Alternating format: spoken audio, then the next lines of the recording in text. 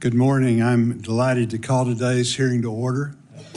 First, I'd like to congratulate two members of this committee who were instrumental in organizing the inaugural ceremonies that took place at the Capitol earlier this week.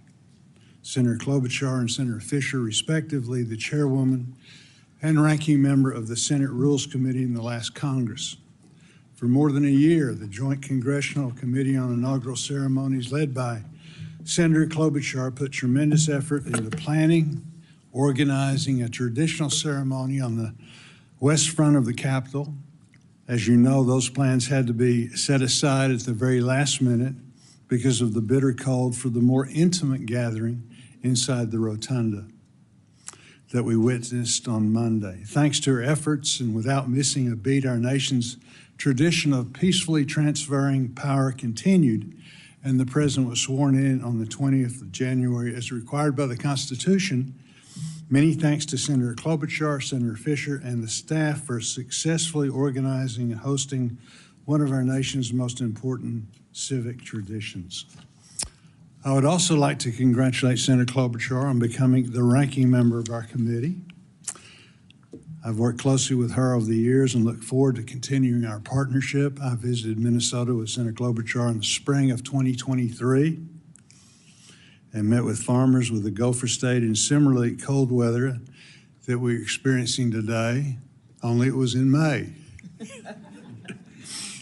I greatly enjoyed the opportunity to hear those farm families. I look forward to hosting her in Arkansas in the not too distant future.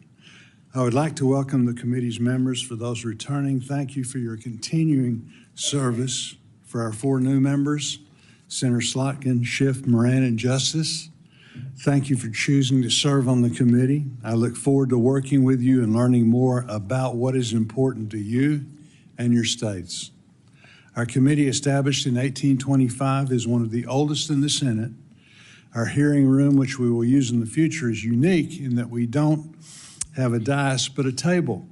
We sit across from each other, not away from each other, symbolic and practical.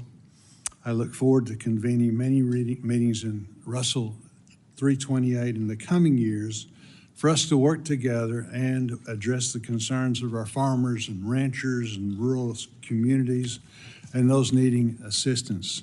As the chairman, my door is open to every member of this committee. The fundamental purpose of our committee is to solve problems and help our citizens. I welcome you to share your ideas, concerns, and your solutions. Agriculture is not partisan.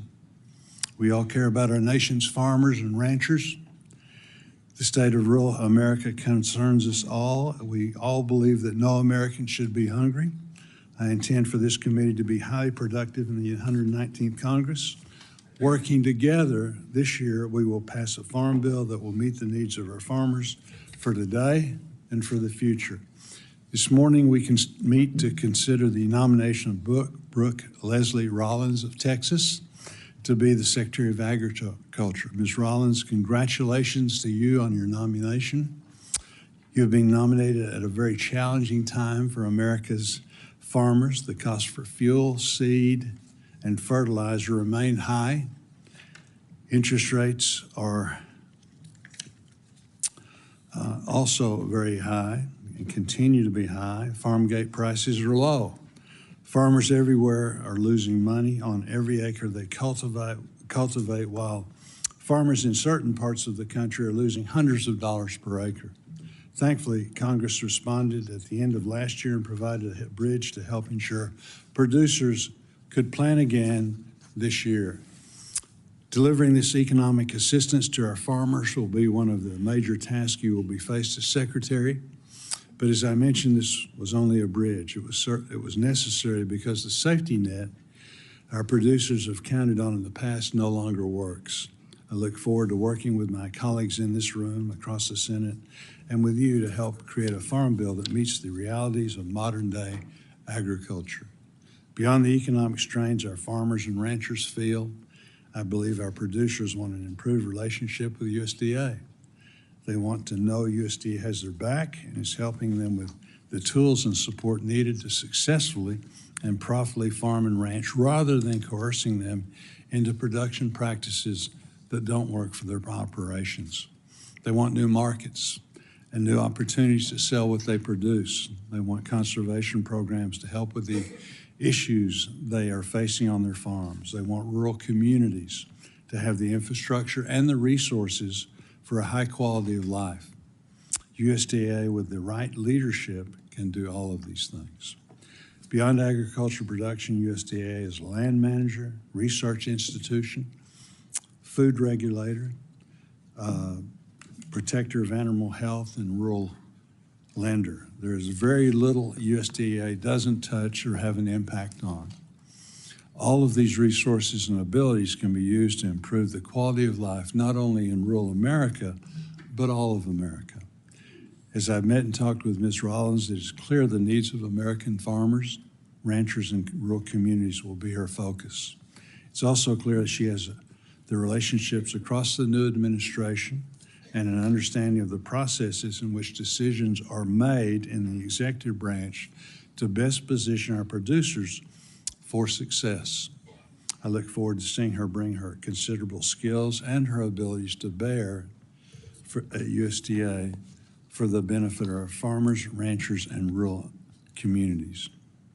I now recognize Ranking Member Klobuchar for her opening statement. Thank you very much, Mr. Chairman, and we welcome you, Ms. Rollins. Thank you, your entire family that seems to take up like 10 rows, as well as the FFA, your FFA officers. It's kind of an incredible group there, and your ag teacher. I want to thank Chairman Bozeman for holding this important nomination hearing. Thank you to our colleagues from Texas who are here. Senator Bozeman and I have been friends and colleagues for years, and as you noted, you came to visit my state. We didn't consider that cold that day in May. We considered it a beach day with a touch of snow. And I want to thank you for visiting with our farmers and our ranchers and our conservation and nutrition leaders in our state. I also look forward to working with you to be a voice for rural America. All of our colleagues on this committee are incredible voices for rural America. I'm really excited. I've told our Democratic leaders on this committee how excited I am about the people that are on this committee, and I believe we're going to work really well together. I want to mention our friend and colleague, Senator Stabenow, for her 14 years of leadership of this committee. She's now retired from this committee, but whether it was passing farm bills, standing up for our conservation programs, or making sure there was food on the table, she was always at the forefront of the fight. I'd like to thank all of our returning members, as well as the new senators on the committee that Senator Bozeman mentioned, Senator Schiff and Senator Slotkin. They've been already really strong participants in all of these discussions we've been having, and Senator Moran, as well as Senator Justice. Thank you. We're looking forward to continuing the strong tradition of bipartisanship. Ms. Rollins, again, thank you for being here. I enjoyed our previous discussions, and I look forward to the hearing today and hearing from you about your plans for the future. I know you and your family. I just talked to your mom about it. Have had a farm in Minnesota for years, and I hope you will be visiting our state again soon. As you know, the Secretary of Agriculture is a voice for rural America within the President's cabinet. If rural America is going to prosper, it will be important to have a secretary who will address the challenges facing farmers and rural families, who sees the importance of nutrition and conservation, and who will work with us on a strong bipartisan farm bill. We on this committee have made progress on so many fronts, from strengthening crop insurance to improving voluntary conservation programs to the good work we have done on biofuels across the aisle. But there are still numerous challenges facing America: avian flu, struggling dairy producers, flooding, droughts, wildfires, as Senator Schiff well knows, scarcity at food shelves, and the lack of housing, childcare, and healthcare facilities in rural America. As we discussed, I have concerns about some of the proposed policies from the administration, and while I have always supported targeted tariffs, I'm concerned that major across-the-board tariff increases could hurt rural America. I hope that if confirmed, that Ms. Rollins will make the case for sensible trade policy that will work for our farmers in rural America. We also need leaders of the USDA that believe in science and research, which is so critical right now. I know many of our members will be asking on that front. As a ranking member of this committee, I'm committed to doing what's right for rural America, which means finding common ground when we can, but standing our ground where we must. In Minnesota, our prosperity depends on the strength and vitality of our rural communities. Farmers and livestock producers need access to safety net programs, which with weather conditions threatening all the time, input costs and the like. And rural businesses can't spur innovation and create jobs without an available workforce, which I think is going to be an issue we'll be confronting this year, as well as childcare, healthcare, housing, and broadband. I know this is true not just for me, but for all members of this committee. And I look forward to the hearing today and to learning more about, Ms. Rollins, your plans for the Department of Agriculture. Thank you very much, and thank you to our colleagues. Today, we have been joined by our colleagues from Texas to introduce our nominee. Thank you all for being here. Senator Cornyn, will you please proceed?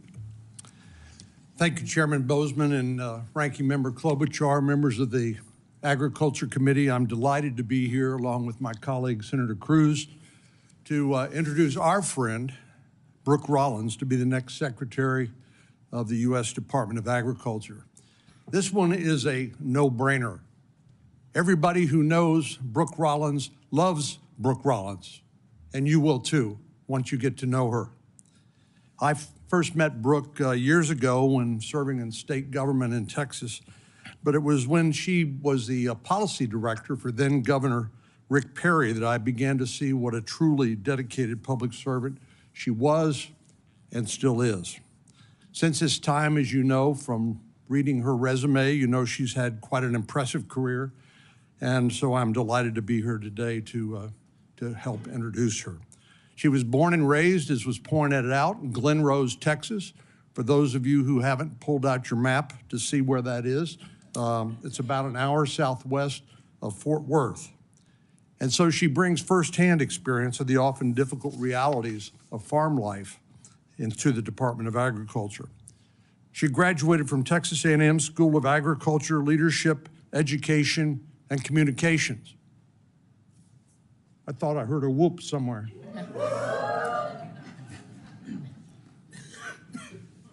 Texas is home to nearly 230,000 farms and ranches, more than any other state in the country. And 1 in every 7 Texans works in an agriculture-related jobs. This is critical to our state and to the nation, as has been pointed out. Brooke's agricultural roots will serve her well as Secretary of Agriculture to give farmers and producers from the Lone Star State and across the country a clarion voice when it comes to President Trump's cabinet. But Ms. Rollins' credentials go way beyond the day-to-day intricacies of farming. She's also a University of Texas Law School graduate and a policy wonk. She will confess to that during this hearing today. And that's demonstrated by her years of service as general counsel to Governor Perry and her 15 years leading one of Texas's premier policy institutes, the Texas Public Policy Foundation. And it was during President Trump's first administration, she served as director of the Domestic Policy Council. Many of us worked with her closely there, where she assisted Jared Kushner in that job. And you know that position is responsible for coordinating the domestic policy making of the White House and ensuring that decisions and programs are consistent with the president's goals and overseeing the implementation of the president's domestic policy agenda. Since her time in the first Trump administration, Brooke has served as president and CEO of America First Public Policy Institute, where she helped craft the agenda for President Trump's second term. I've worked with Brooke in a number of roles and seen her as she's helped advance bipartisan legislation, both in Austin and here in the nation's capital. And I know she will bring that experience and that temperament to her job at USDA. It's a good thing because she has her job cut out for her. First, Congress has failed to pass the 5-year farm bill, and I know that's priority number one for this committee.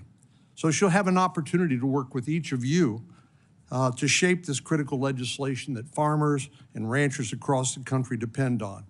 And as has been alluded, I think, by Senator Klobuchar, the disasters that we've experienced throughout the country have hit farm country particularly hard. And I know she will work hard with you and all of us to make sure we provide an essential lifeline to our farmers and ranchers. As Coach Tuberville knows, the Texas A&M football team, of which Brooke is a devoted fan, says their student body is the 12th man who propels them to victory. I know Brooke is honored to step up now and become the 12th woman for the farmers and ranchers of America. I'm looking forward to working with her and with all of you to pass a farm bill and put farmers back where they deserve to be, and that is first and foremost in our policy deliberations. And I have no doubt that Brooke is exactly the person for the job to implement President Trump's agenda at USDA. So it's my honor to be here with all of you and her family and multitude of friends. Even her high school ag teacher is here. Everybody who knows Brooke loves Brooke, and I know you will too as you get to know her. So thank you for allowing me to be here and say a few words by way of introduction. Thank you, Senator Cornyn. Senator Cruz. Thank you, Chairman Boatsman. Thank you, Ranking Member Klobuchar, members of the committee.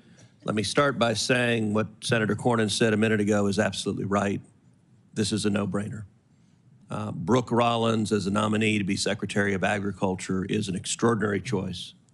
And I have absolute confidence that every member of this committee is going to be very, very happy working with her in that role in the next 4 years.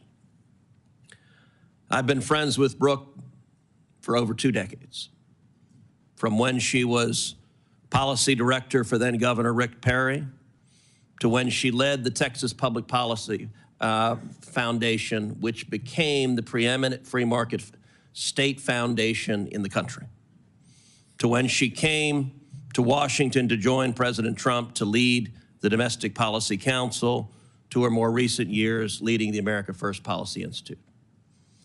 At every stage, she's proven herself to be a leader. She's proven herself to be an innovative policy thinker. And she's proven herself able to bring people together to accomplish major objectives. All of those skills will serve her and the farmers and ranchers of America exceptionally well. To know Brooke is to know she's an Aggie. And all Aggies are members of a cult, which I say from a place of deep love. But I am convinced if you were to cut Brooke's hand right here, it would not bleed red, but it would bleed maroon onto this table. She brings that ferocity to everything she does. She brings creativity, she brings joy. Brooke is always smiling. And she's smiling because she has a vision of where to take us. She grew up in a small agricultural community, Glen Rose, Texas. Her summers were spent at her family's Minnesota farm, helping with the corn, potato, and soybean crops. And I have to say, Brooke, the level of foresight to kiss up to the ranking member as a young child is impressive. Her experiences in barrel racing, and by the way, for everyone who knows barrel racers, yes, they're crazy, and raising livestock for 4-H and Future Farmers of America installed in her a profound appreciation for the challenges and rewards of life in agriculture. Farmers and ranchers in America right now are facing extraordinary challenges. Challenges that are putting their livelihood at risk, putting their families at risk, putting the ability to provide food and fiber and clothing for the American people at genuine risk. The farmers and ranchers of this nation, the farmers and ranchers in the great state of Texas, are looking to this committee for leadership. and they're looking to the next Secretary of Agriculture for leadership. In Texas and South Texas, we face historic droughts, and yet our neighbor, the nation of Mexico, is in brazen violation of the 1944 water treaty that obligates it to provide water each year to the people of South Texas. I have no doubt that soon-to-be Secretary Rollins will be a ferocious advocate for those South Texas farmers, just as she is a ferocious advocate for farmers and ranchers in every one of your states and all across the country. She's going to be an extraordinary and even an historic Secretary of Agriculture. And I'm proud to join John Cornyn in supporting my friend Brooke Rollins, and I encourage you to do the same. Thank you, Senator Cruz. Again, thank you, Senator Cornyn, for being here. I'd now like to recognize our nominee, Senator Brooke Rollins, to introduce some of her guests before I administer the oath, and she gives her opening statement.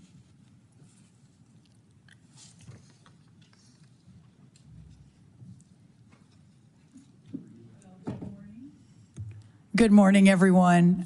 What a joy to be here, and wow, a little surreal and slightly overwhelming. The two gentlemen that were sitting up here, whom I've known, as they mentioned, for a long time. So I want to thank them. A few guests, and I appreciate Senator Bozeman the opportunity to introduce them. My awesome mom right here, whose new issue that all of you know, the oldest freshman legislator in Texas history, Helen Kerwin, raised my sisters and me by herself in that small town, and PFAS is her big issue. So I know a lot of you are certainly concerned with that. My incredible husband, Mark Rollins, we met the first week of our freshman year at Texas A&M, Senator Tuberville, in 1990, 35 years ago, and our four incredible children, Luke, Jake, Anna, and Lily, are here with me. Luke is the oldest. Luke, raise your hand. Listen to your mother. Very good. He is a sophomore at Texas A&M University in the Corps of Cadets, and in fact, left College Station at 1:30 last night, 1:30 a.m. to drive all night, catch a flight in Dallas, and be here this morning. So especially grateful to him and my other incredible children. Even though they're all teenagers, Luke's 20, it has been the joy and most important part of my life being their mom. So what a joy to have them. My sister, Ann Blunser, my sister, Helen Hubert, Eliza, my niece, they're all here. My sister-in-law and brother-in-law, Tim and Elizabeth Yagi. My incredible ag teacher, who I would like to stand up. This is Mr. Gary Rosenbush, who put up with a lot from this FFA'er. I've often said that the Future Farmers of America changed my life and put me on a course that, frankly, leads me to today. So Mr. Rosenbush was a big part of that.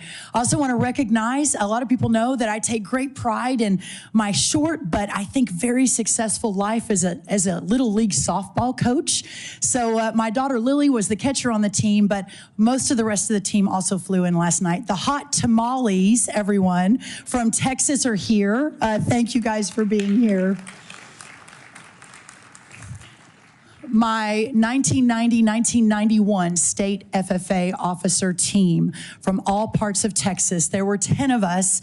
The other 9 all came. Ag teachers, insurance agents, workers of the land. They're all here. And so what a joy to have my state FFA officer team here as well. If y'all want to stand. What an incredible inspiration. I know, Senator, I could go on and on. I promise I'm going to cut this short, but one other person, Pastor Jensen Franklin of Georgia, who has been such an inspiration to me, flew all the way in from Free Chapel in Georgia to pray with my family and I this morning. So, Pastor Franklin, I want to thank you as well. One of the great pastors of our time. Pastor, thank you. I have so many Texas friends, other family that are here, but I'll wrap it there and just say what an incredible honor to have all of them behind me today. No, that's great. That's wonderful. Please stand and raise your right hand. Do you swear or affirm that the statement that you're about to provide is the truth, the whole truth, and nothing but the truth, so help you God? I do. Do you agree that if confirmed, you will respond to requests to appear and testify before any duly constituted committee of the Senate? I do. again, congratulations on your nomination. You can have a seat, and you're recognized for 5 minutes to give your opening statement. Thank you, Chairman Bozeman, Ranking Member Klobuchar, and distinguished members of this committee. First, my thanks to President Donald Trump for his faith in me to lead the United States Department of Agriculture. His confidence fuels my determination to deliver. I also want to thank my dear friends and fellow Texans, Senator John Cornyn and Senator Ted Cruz, so graciously introducing me to this committee. I also obviously want to extend my sincere thanks to all of you, the United States Senate Committee on Agriculture, Nutrition, and Forestry, for your careful consideration of my nomination, and understand, and perhaps most importantly, I want to thank and so overwhelmed at the honor to potentially serve the men and women who daily, without pause or complaint, provide our great nation and the world with the best food, fiber, and fuel. Throughout the past several weeks, I have met or spoken with every Republican and Democrat senator on this committee, and I appreciate your insights, your concerns, and your very wise counsel. It is clear we all agree that farmers and ranchers are the cornerstone of our nation's communities, and I commit to you today that if confirmed, I will do everything in my ability to make sure our farmers, ranchers, and rural communities thrive. I also want to thank the many senators and representatives on Capitol Hill with whom I've had the incredible opportunity to work with these last 2 decades during my career in public policy. In my time first with Governor Rick Perry, then leading the Texas Public Policy Foundation, in my various roles in the Trump administration, the first one, and since 2021 in my role founding and leading the America First Policy Institute. Each of you cares deeply about the American people whom we all serve, and I promise my work will reflect that commitment. Growing up in the small ag town of Glen Rose, Texas, y'all have heard this, population then 1,200 people, is where my story begins. Then my world revolved around the future farmers of America, 4-H, and the endless cycle of baling hay, livestock shows, and rodeos that still today constitute the calendar of our small corner of Texas. That experience sent me to Texas A&M on an agriculture scholarship, where I studied and majored in ag leadership and development, then on to the University of Texas Law School, where I graduated with honors and performed a federal judicial clerkship. And then, of course, to helm the policy shop of Texas Governor Rick Perry. It was there that I had my first direct leadership role in big state ag policy. I had been in office serving Governor Rick Perry for 2+ years when I received a call. A small think tank of 2 or 3 staffers in San Antonio asked if I would be interested in being their new leader. And I answered that call as well, thinking as that my husband and I built our family, that would be helpful and a good potential opportunity to be a great mom, but also continue the fight for Texas. At TPPF, over the next 15 years, we fundamentally redefined the mission of a think tank from just having ideas or writing about them in white papers to actually effectually changing policy for the people of our state.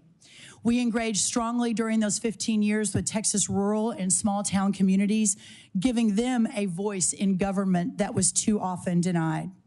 In short, we changed the game in Texas. Changing the game is exactly why I accepted the invitation to join President Trump's first administration at the beginning of 2018. Everything that we had sought to do in Texas those last decades to make policy for real change, for real Texans, was being done in the first Trump administration, and I was so honored and excited to be part of it. I joined first the White House Office of American Innovation as its leader. I then soon became the assistant to the president in addition on strategic initiatives, and eventually added the role of the director of the Domestic Policy Council. In January 2021, exactly 4 years ago, we understood that President Trump's second term agenda would be delayed, so I had the privilege and the idea of establishing yet another institution of policy leadership, and the America First Policy Institute was born. I currently serve as the president and CEO there. Thanks to President Trump and to all of you, I hope to have the opportunity to bring that level of passion and commitment to the USDA. I need not tell you, of all people, that this is surpassingly important, because agriculture is surpassingly important to us as a nation. All Americans are important, but the farmer, the worker of the land who feeds all the others, is amongst the most notable. Thomas Jefferson wrote that agriculture is our wisest pursuit because it will, excuse me, I don't want to get Thomas Jefferson's quote wrong. Can't misquote Thomas Jefferson, because it will, in the end, contribute most to real wealth, good morals, and happiness. And his wisdom holds true today. I fully recognize that if I am confirmed, I am stepping into the role during one of the most economically challenging times in American agriculture history.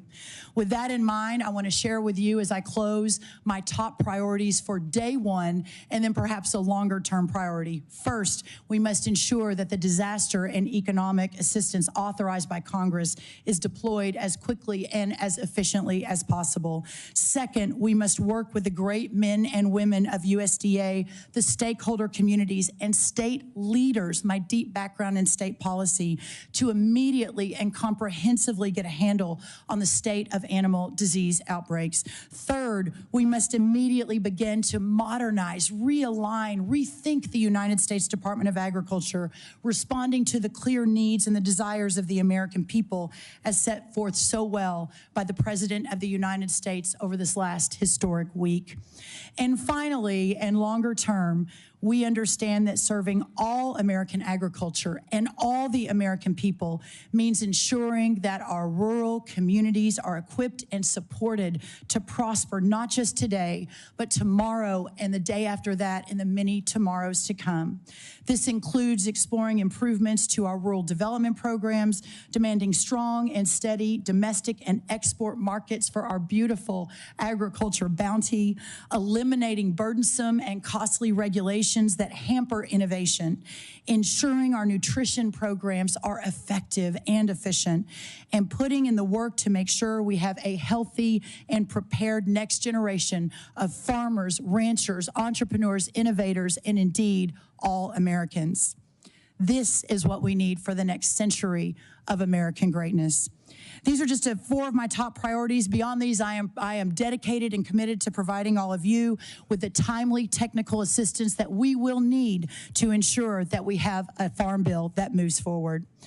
My aim, after all, is the same as yours, the same that brought you to the Senate, the same that brought Donald J. Trump to the presidency again, and that is to serve the people in this great country. Thank you, Senator, and thank you, Ranking Member Klobuchar. Thank you, and for your opening statement. As is customary, my colleagues and I would like to ask you some questions. Each senator will have 7 minutes to ask questions during this first round. If we need an additional round, that will be 5 minutes. Before I ask my questions, I'd like to add a number of letters in support of Ms. Rollins' nomination into the record. In particular, I would like to highlight one letter signed by the Farm Bureau, the Farmers Union, the National Council of Farmers Cooperatives, and more than 400 other agricultural organizations supporting Ms. Rollins' nomination. Without objection, so ordered. In your written statement, again, you alluded to, and the testimony that you just provided, you talked about your focus, some of the things you want to. Can you expand on that a little bit more? The first 100 days, what can we expect? I think the first 100 days, sir, if I am so fortunate to be confirmed, will be a fast and furious effort to ensure that we move that economic aid out. In fact, when I got the call from the president about this particular position, it was the honor of a lifetime to accept that call and to accept the nomination. But then about 5 minutes later, I started thinking about, okay, what do I do to make this successful? And perhaps the best, most effective, efficient United States Department of Agriculture in history since President Lincoln first launched this department. The aid to the farmers, top priority. Animal disease, top priority. Ensuring that we begin to move toward President Trump's vision.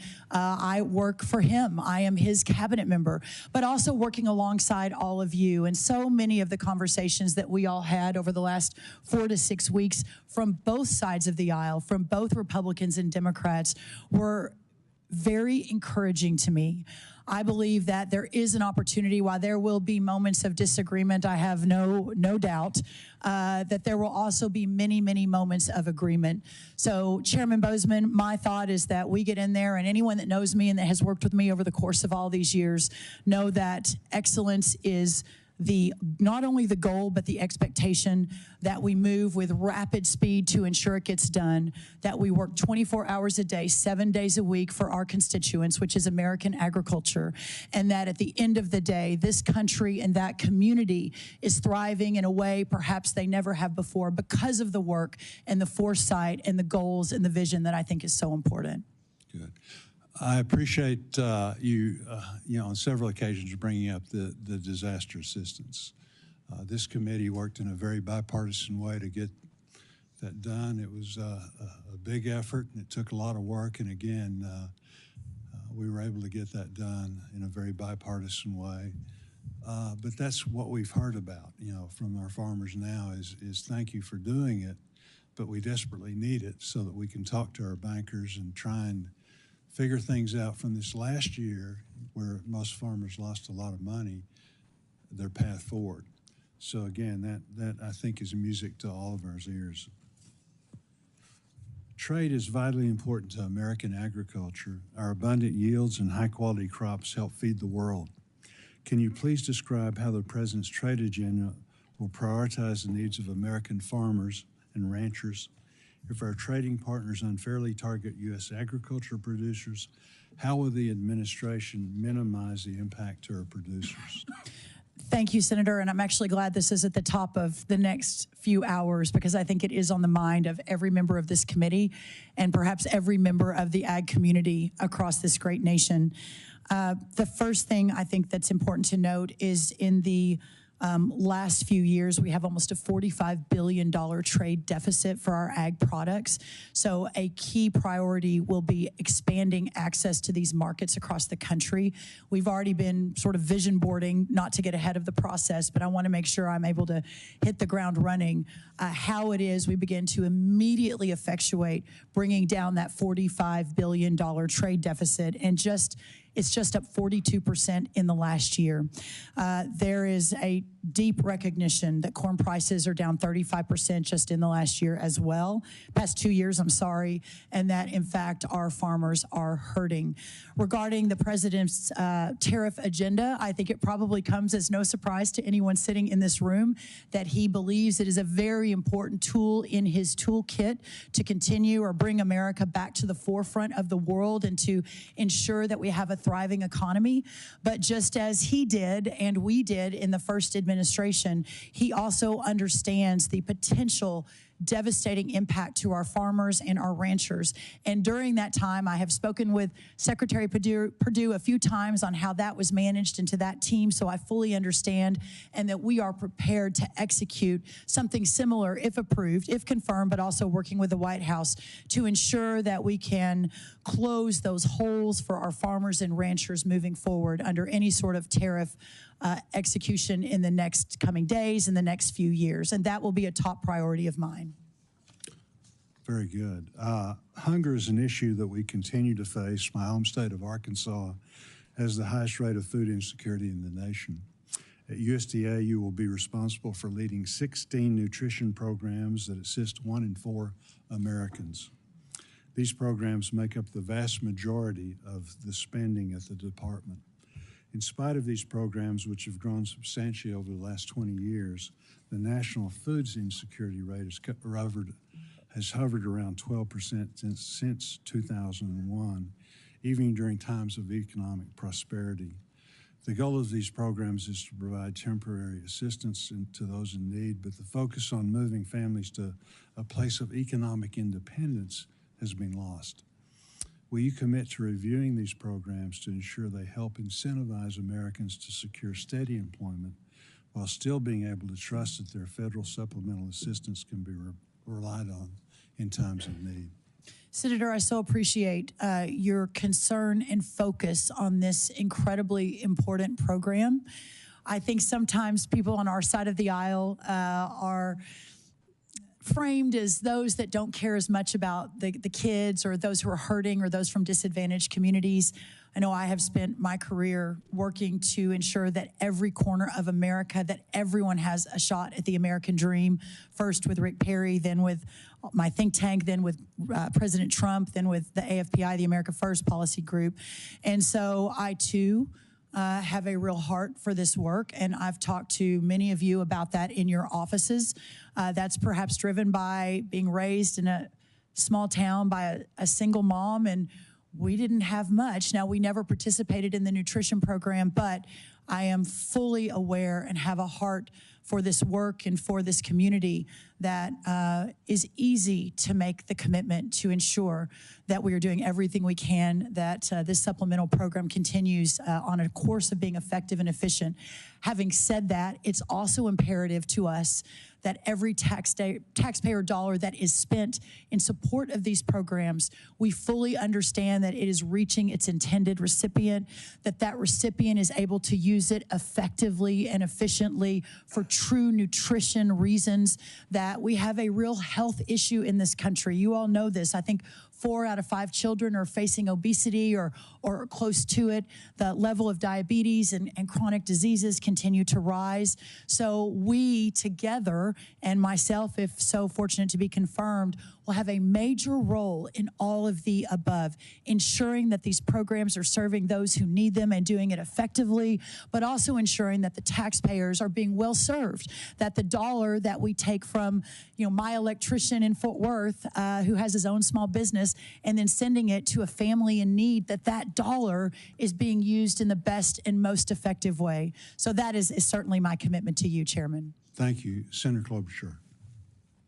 Thank you very much, Mr. Chairman. Again, welcome, Ms. Rollins. As we both noted, the chairman and I, this committee has worked together, and all the members know this, on a bipartisan way to pass farm bills in the past, improve the farm safety net, stand up for conservation, nutrition, food security. Will you be a force for working with both sides of the aisle? Thank you so much, Senator Klobuchar, for that question. And it is exceedingly important to me that we deliver for American farmers and ranchers, exceedingly. And I have already begun to lose some sleep over how to make that happen in a way that is productive in supporting your work. And I have a long history of working in a bipartisan manner. It may not be at the forefront of my bio or my resume, but I worked with many of you in the last administration on the First Step Act, which I believe was perhaps the hallmark of President Trump 1.0 in bipartisan work together. I sat in an office for many hours with Senator Durbin, Senator Grassley, Senator Booker, Senator Scott, and many others from both sides as we hammered out how to solve the criminal justice challenges that our Bureau of Prisons is facing. And I hope to bring that same skill set and perhaps knowledge base and relationships to this effort as well. Thank you. I appreciated you mentioned animal disease as one of your lead priorities, as well as the disaster economic assistance. As you know, and you and I discussed this, since 2022, the most recent outbreak of avian flu has devastated poultry producers, spread to dairy cattle, resulted in at least 1 death. But we're starting to see increases in certain prices attributed to that. If confirmed, how will you ensure that farmers have the resources they need to combat the spread of this virus? What is your plan? There is no doubt that what the community in whom we all work for, that community, not just America, but the entire world relies on for an abundant, safe, and secure food supply. And just learning of the devastation in Georgia, just over the last few weeks with the poultry outbreak and the the depopulation there of our poultry. Of course, to your point about dairy, it's been infecting some of the dairy herds, I believe, across 16 states. There is a lot that I have to learn on this, and if confirmed, this will be, as I mentioned in my opening statement, one of the very top priorities. We are hyper-focused on finding the team right now. I'm sure they're already working. I have obviously respected the process and not gotten too involved. But I know that the current team and the future team will be working hand in hand to do everything we can on animal disease. And Senator, if I may add one more thing, my deep background working in state policy included working very closely with governors' offices and ag commissioners across this great country. In fact, in the last White House, I sort of took it upon myself, which is where I met a few of our governors who are now here, to work closely and in concert and aligned with both Republican and Democrat leaders from the states. I really appreciate that. We have 7 minutes, so I'm going to go a little quicker Yes, here. ma'am.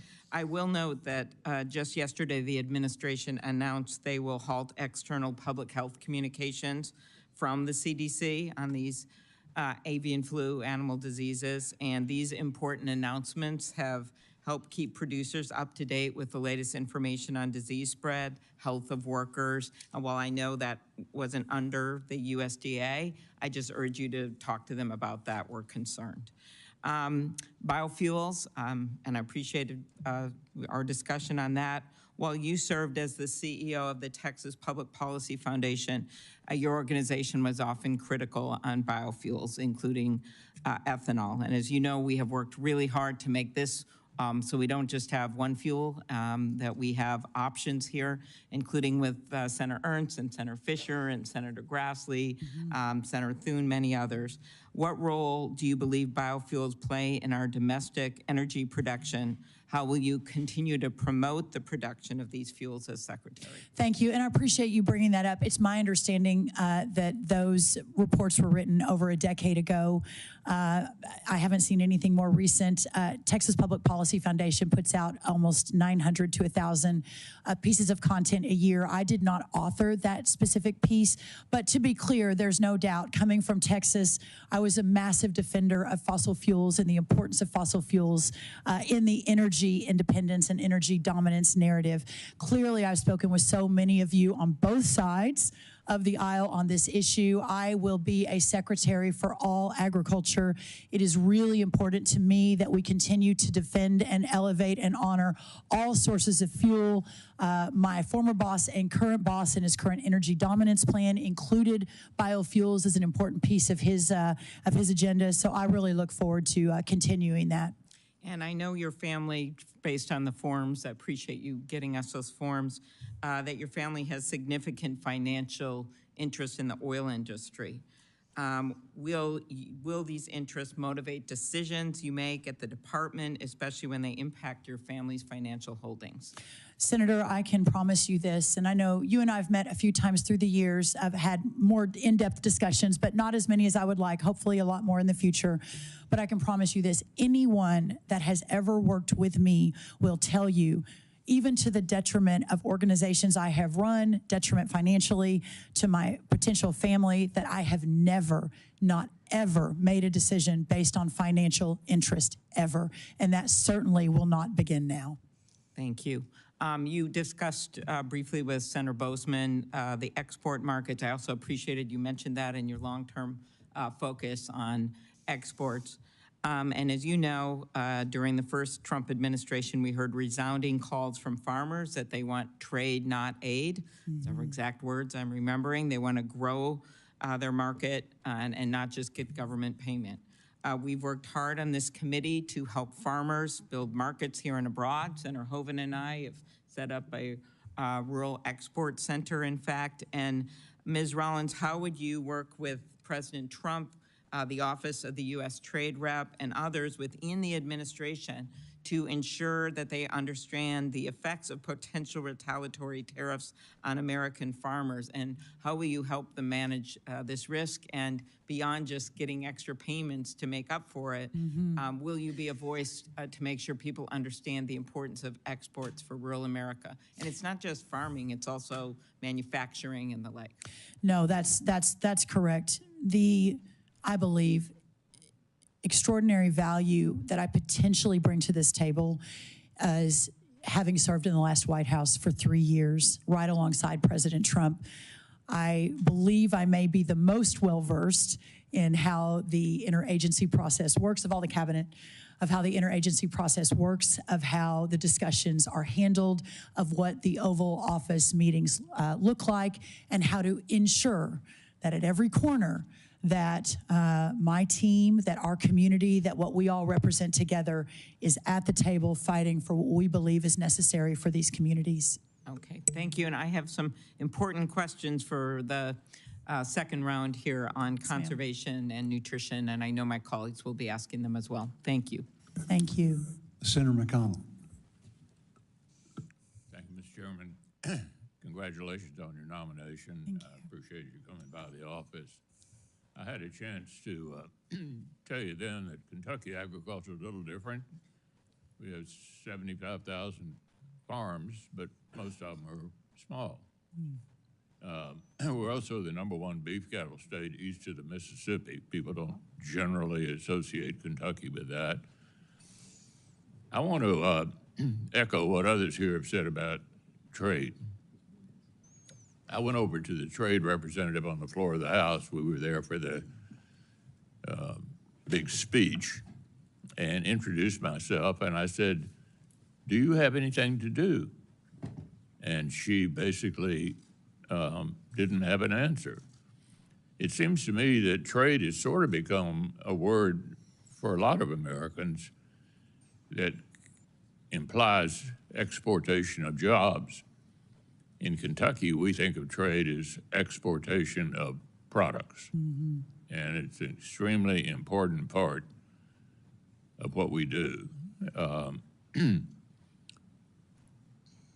I think both of the candidates in the last election sort of shied away from this issue.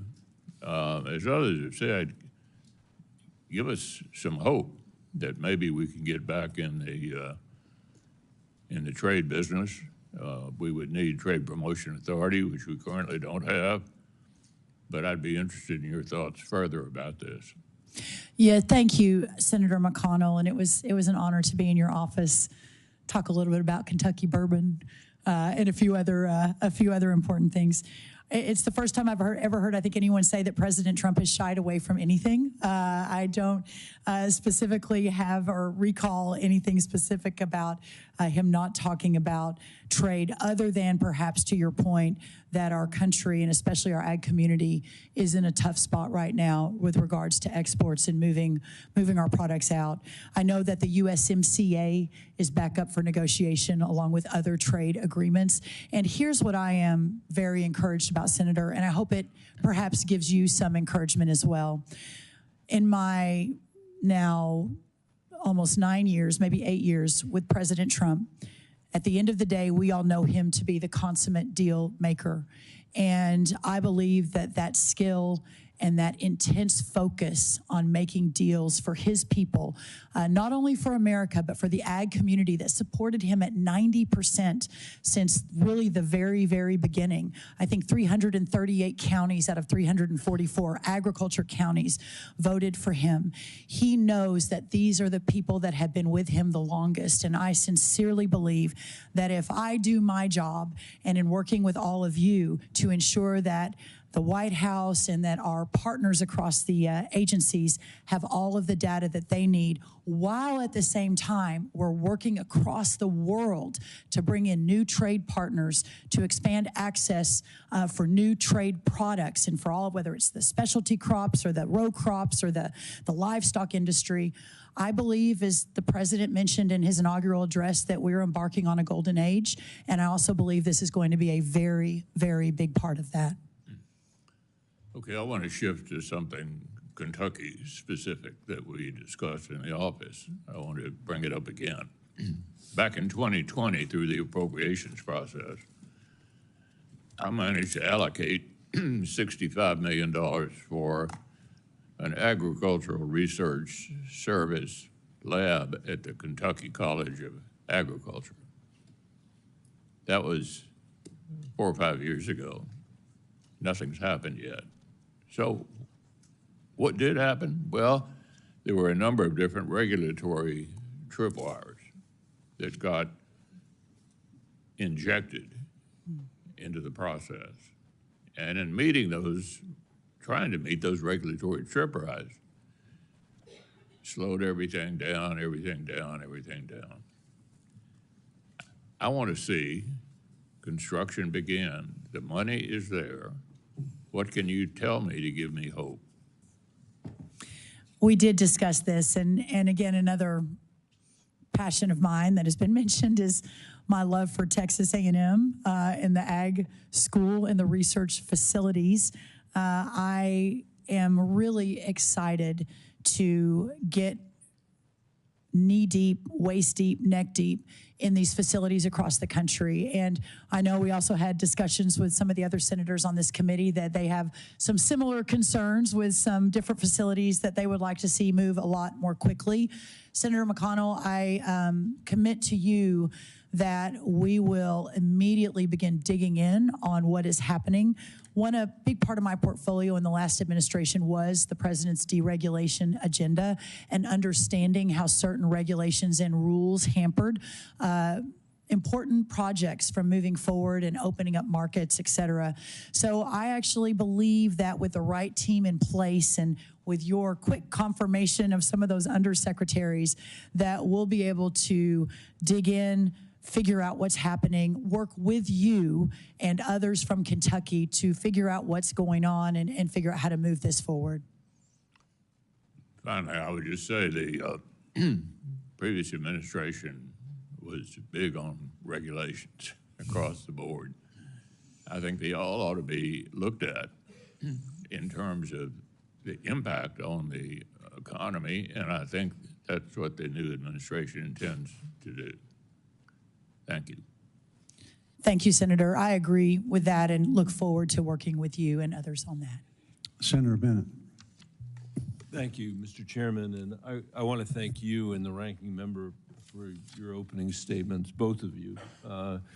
Together, I think, capture the spirit of what this committee is supposed to be about in a Congress where we have not worked well together, and I just want to say how much I appreciate your leadership today, so the two of you. And thanks also for mentioning Chairman Stabenow, who did a great job here for a long period of time. Mrs. Rollins, congratulations to you. You mentioned in your answer just now to Senator McConnell, this was actually not a question that I was going to ask, but since you mentioned him, you said we all recognize agriculture is in a tough place when it comes to exports. We do all recognize that. Could you elaborate more on that? We'd love to hear your perspective on the hole that many of us feel that we're in right now as we get ready to think about what the trade policies are going to be of this administration and of the country. Thank you, Senator Bennett, of course, and loved our conversation about your beautiful Colorado. Thank you. Come back anytime, or come anytime. I would welcome that. We do spend some time there in the summers, as good Texans do, getting out of the heat, but I'll look forward to seeing you next time. In the last handful of years, we've gone from not having a trade deficit in our agricultural communities to having a $45 billion trade deficit. Of course, that has led to many challenges, including food inflation. And I know when I've heard President Trump talk about his priorities, the first is the border, which I'm guessing we'll get into at some point. But second was food inflation. And so there are many tools in our toolkit, both through USDA and expanding markets, which are all intertwined, to begin immediately to work to bring that deficit down and hopefully soon get it to zero. My commitment is I would say, yes, sir. That deficit we know is being caused by a strong dollar. It's being caused by competition from Brazil. It's being caused by limitations on our beef supply. It's being caused by prices that are going up. I mean, these are. I don't think these particularly are failures in trade policy. It's making it harder for us to export, which is what Senator McConnell's concern was, which I share. And I think that all of us understand, and actually, I will say, there are many ways in which I'm sympathetic to some of the trade policies that President Trump is trying to advocate for, but agriculture is already in a tough spot for those reasons, I think, largely, and we don't want it to be in a tougher spot as a result of what happens here. And I think, you know, when you were in my office, you talked a little bit, and this is going to be the easiest question that you get, but I hope you only take 15 seconds to answer so I can go on to the next stuff. Yes, sir. Which is, you know, what is your responsibility as the Secretary of Agriculture to go into the Oval Office and say you haven't thought through the unintended consequences that are going to flow to American agriculture if you pursue these trade policies? Senator, in 15 seconds, my role is to defend, to honor, to elevate our entire agriculture community in the Oval Office, around the table, through the interagency process, and to ensure that every decision that is made in the coming 4 years has that front of mind as those decisions are being made. Okay, and I agree also with what Senator Klobuchar said, is that what we've heard from our farmers and ranchers over and over again is they want to be able to do the work. They want to be able to export. They don't want to Right. solve this problem by getting, you know, aid to make up for what they should have been able to send to Asia and other kinds of places. The only growth that my farmers and ranchers can see in the foreseeable future, which is to say their lifetimes, is by growing our exports of agriculture. So I appreciate your understanding that, and we're counting on you, if you're in this job, to be that advocate. We also had the chance when you were in my office to talk a little bit about something that, you know, I've focused on here the entire time I've been on this committee, which is the state of our national forests throughout the American West. As you know, and I know you know this, they're incredibly important to us because every single community that we have, no matter how big or no matter how small, every single farm and ranch that we have is downstream from these snowpacks and downstream from these national forests and the condition of these national forests. And they're national forests for a reason. You know, they are national forests. The condition is just untenable and dangerous. You know, I've told Chuck Schumer, he doesn't necessarily agree with me, but I've told him over and over again that these forests are more important infrastructure from our perspective than the Lincoln Tunnel is to New York. If the Lincoln Tunnel is closed, there are other things you can do. He may not agree with that. But if we lose our water, we lose everything in the West. Right. And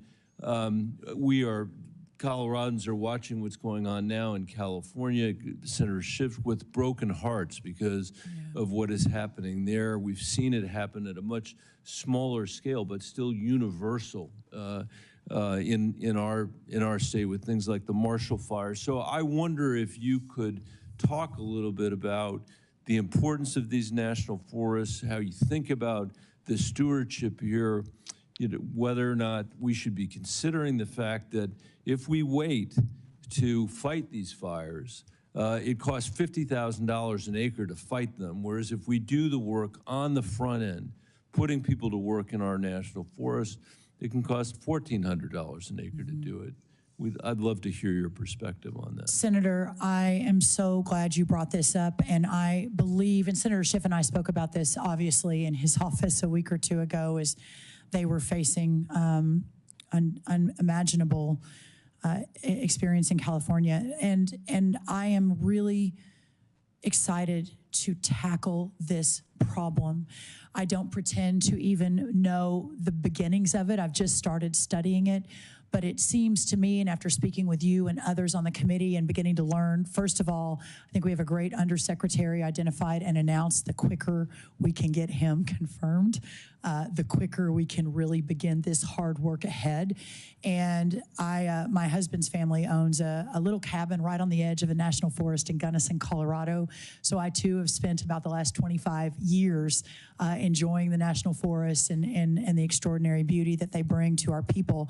But the water is a massive issue, and you and I talked about that. 40 million people depend on the water that is under your land in Colorado.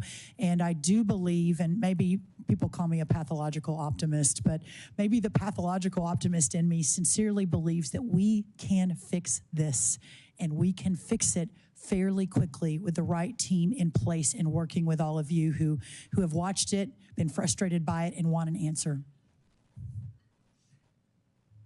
Ms. Hammond. Senator Hovind. Thank you, Mr. Chairman. And I want to thank or express to both you and to the ranking member that I think we're fortunate to have both of you in the role as chairman and ranking member. We've worked on many things in the past together, and I very much look forward to working with you in the future. And again, feel this committee is fortunate to have both of you in these roles. Welcome. Thank you. Ms. Rollins, good to see you again. Thanks for coming to visit at the office. You have an awesome family.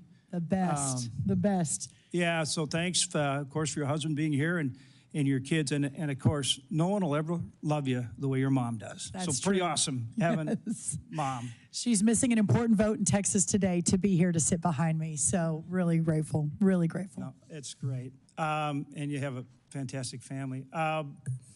And we mentioned all this talk about A&M. Did I tell you when we talked that my wife went to UT? I don't know if I did or not. We did, and I had my sincerest condolences. Yeah, but, yeah. yeah. So that's kind of fun. And I'm wearing my North Dakota State University tie today, home of the mighty Bison. I know we talked about them, but we do have an incredible School of Agriculture at North Dakota State University. Yes, you do. We're doing some awesome things. We have a project called Grand Farm. Sonny Perdue came out and actually cut the ribbon on it. And we have a partnership between ARS, NDSU, and Grand Farm on precision agriculture that's incredible. And so I'm going to invite you to come out to our state right away and see what we're doing. Would you commit to coming out and seeing what we have and meeting our folks? I would love to come visit, and I have said, I think it's actually been reported in the press that if you can get me on a horse, I'd love to ride a horse, as we're all working on all of these issues across the states, and really look forward to that. Only if you ride with me, though, absolutely. Senator Hovind. No, okay. we will absolutely ride. One of my sisters raced barrels. My job was just to get the horses in the trailer, which is, sometimes easy. Harder than racing barrels. Sometimes yes. easy, sometimes not, depending on the horse. It's true. But we'll do it. Sounds and I'm great. so glad to hear that. And, of course, love your background in ranching. My grandfather was a cattle rancher. And back in the good old days when we raised Hereford instead of all the Angus. Love Herefords. Farm bill. Will you commit to work with us to get a farm bill? And it is so incredibly important. In agriculture, as you know, we have a system of family-based farmers and ranchers across this country. 16 million people involved in agriculture in some way, shape, or form, versus look at all these other industries that are concentrated. We have this system of family-based farmers and ranchers, businesses, small businesses, and what they produce for every single American every single day is the highest quality, lowest cost food supply in the world. Americans have better choice, better quality, and spend less of their budget on food than almost any other developed country. That's what we have because we have good farm policy. And that means affordable crop insurance, and that means a counter-cyclical safety net that works, keeping the farm in the farm bill. Will you commit to help us get that? We're past due. We need to get it done. Will you commit to help us get it done and get it done in the way I described? Yes, sir. And again, maybe the pathological optimist in me, but I've talked to from both sides of the aisle, the complexity, the challenges in the last year or so of reauthorizing it. And I hope that I can be a force multiplier. And I hope what I bring to the table is the opportunity to work alongside both sides to get us where we need to be for our farmers and ranchers, and some security, some understanding that the net is there, and that the loans are there, and that the insurance is there, and that they can continue to be the best producers in the world for the world food supply. So I really look forward to that, obviously providing you the technical assistance that you need to be able to do your job, but also, if asked or if called, to help in any other way I can to get this done. I think your relationship with President Trump's going to be incredibly important in that effort. We already saw it as we worked on the disaster piece that we included with the extension of the Farm Bill. Will you commit to work closely not only with this committee, but with our Ag Approps Committee as we administer, that emergency assistance. 100% yes. And whether that's at 2 in the morning, 4 in the morning, midnight, I am always available and will work harder than anyone to ensure that you all have everything you need across the Capitol. The President's help there was important, and I want that acknowledged on the record. And also tariffs. We went through this early, in President Trump's first term. Worked with Sonny Perdue when China targeted our farmers and ranchers. We want markets. Talk for a minute about, we look at tariffs as a way to get markets for our farmers and ranchers so that they can compete on a level playing field. We did have to do the MFP. We worked with Sonny to do that last time. Give me your thoughts on how we're going to approach this.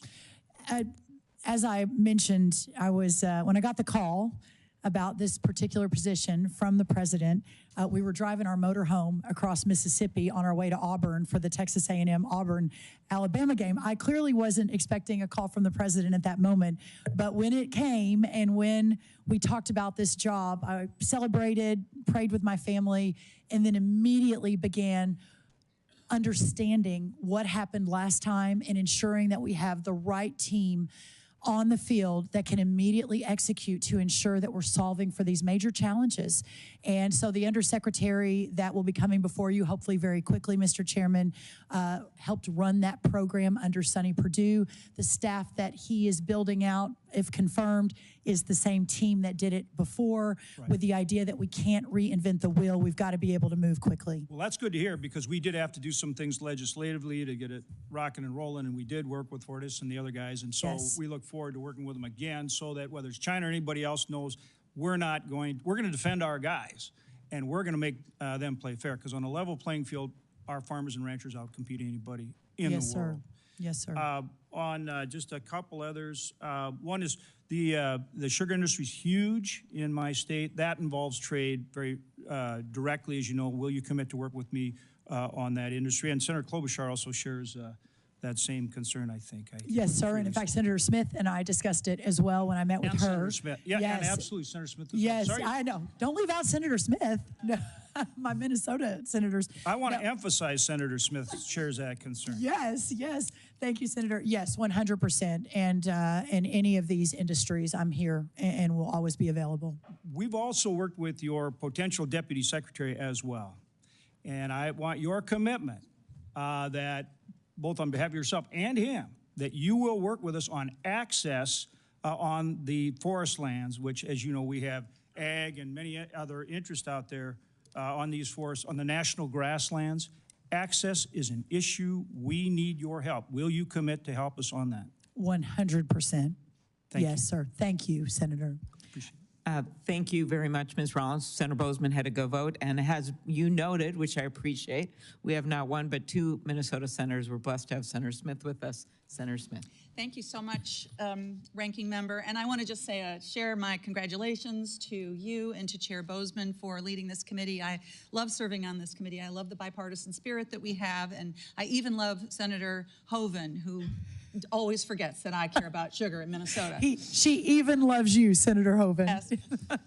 So welcome to you and your family. I can see how proud your family is of you, and I appreciated very much our conversation in my office. And I also appreciate your Minnesota roots and connection in Clear Lake, Minnesota. So thanks for that.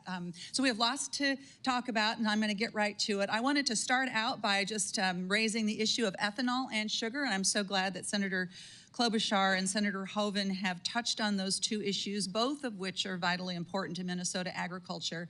Ethanol is homegrown energy. It is a major economic driver in Minnesota, $7 billion to our economy. And similarly, the National Sugar Program supports more than 151,000 jobs in our country and contributes $23 billion a year to the U.S. economy. And it is run with zero cost to U.S. taxpayers. So I appreciate your commitment to work with us on those two important programs.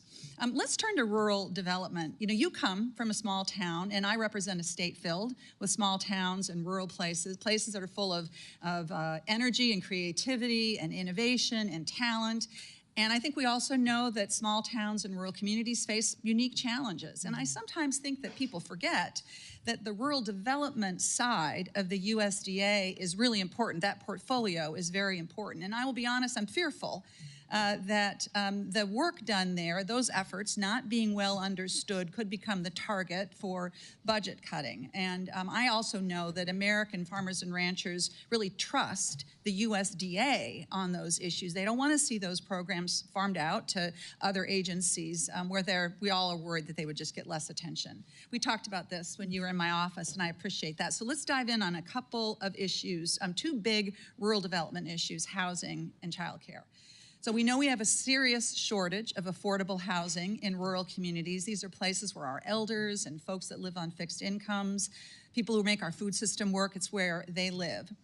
For decades, the Rural Housing Service at the USDA has helped in those communities, and everyone agrees it needs to be modernized and updated.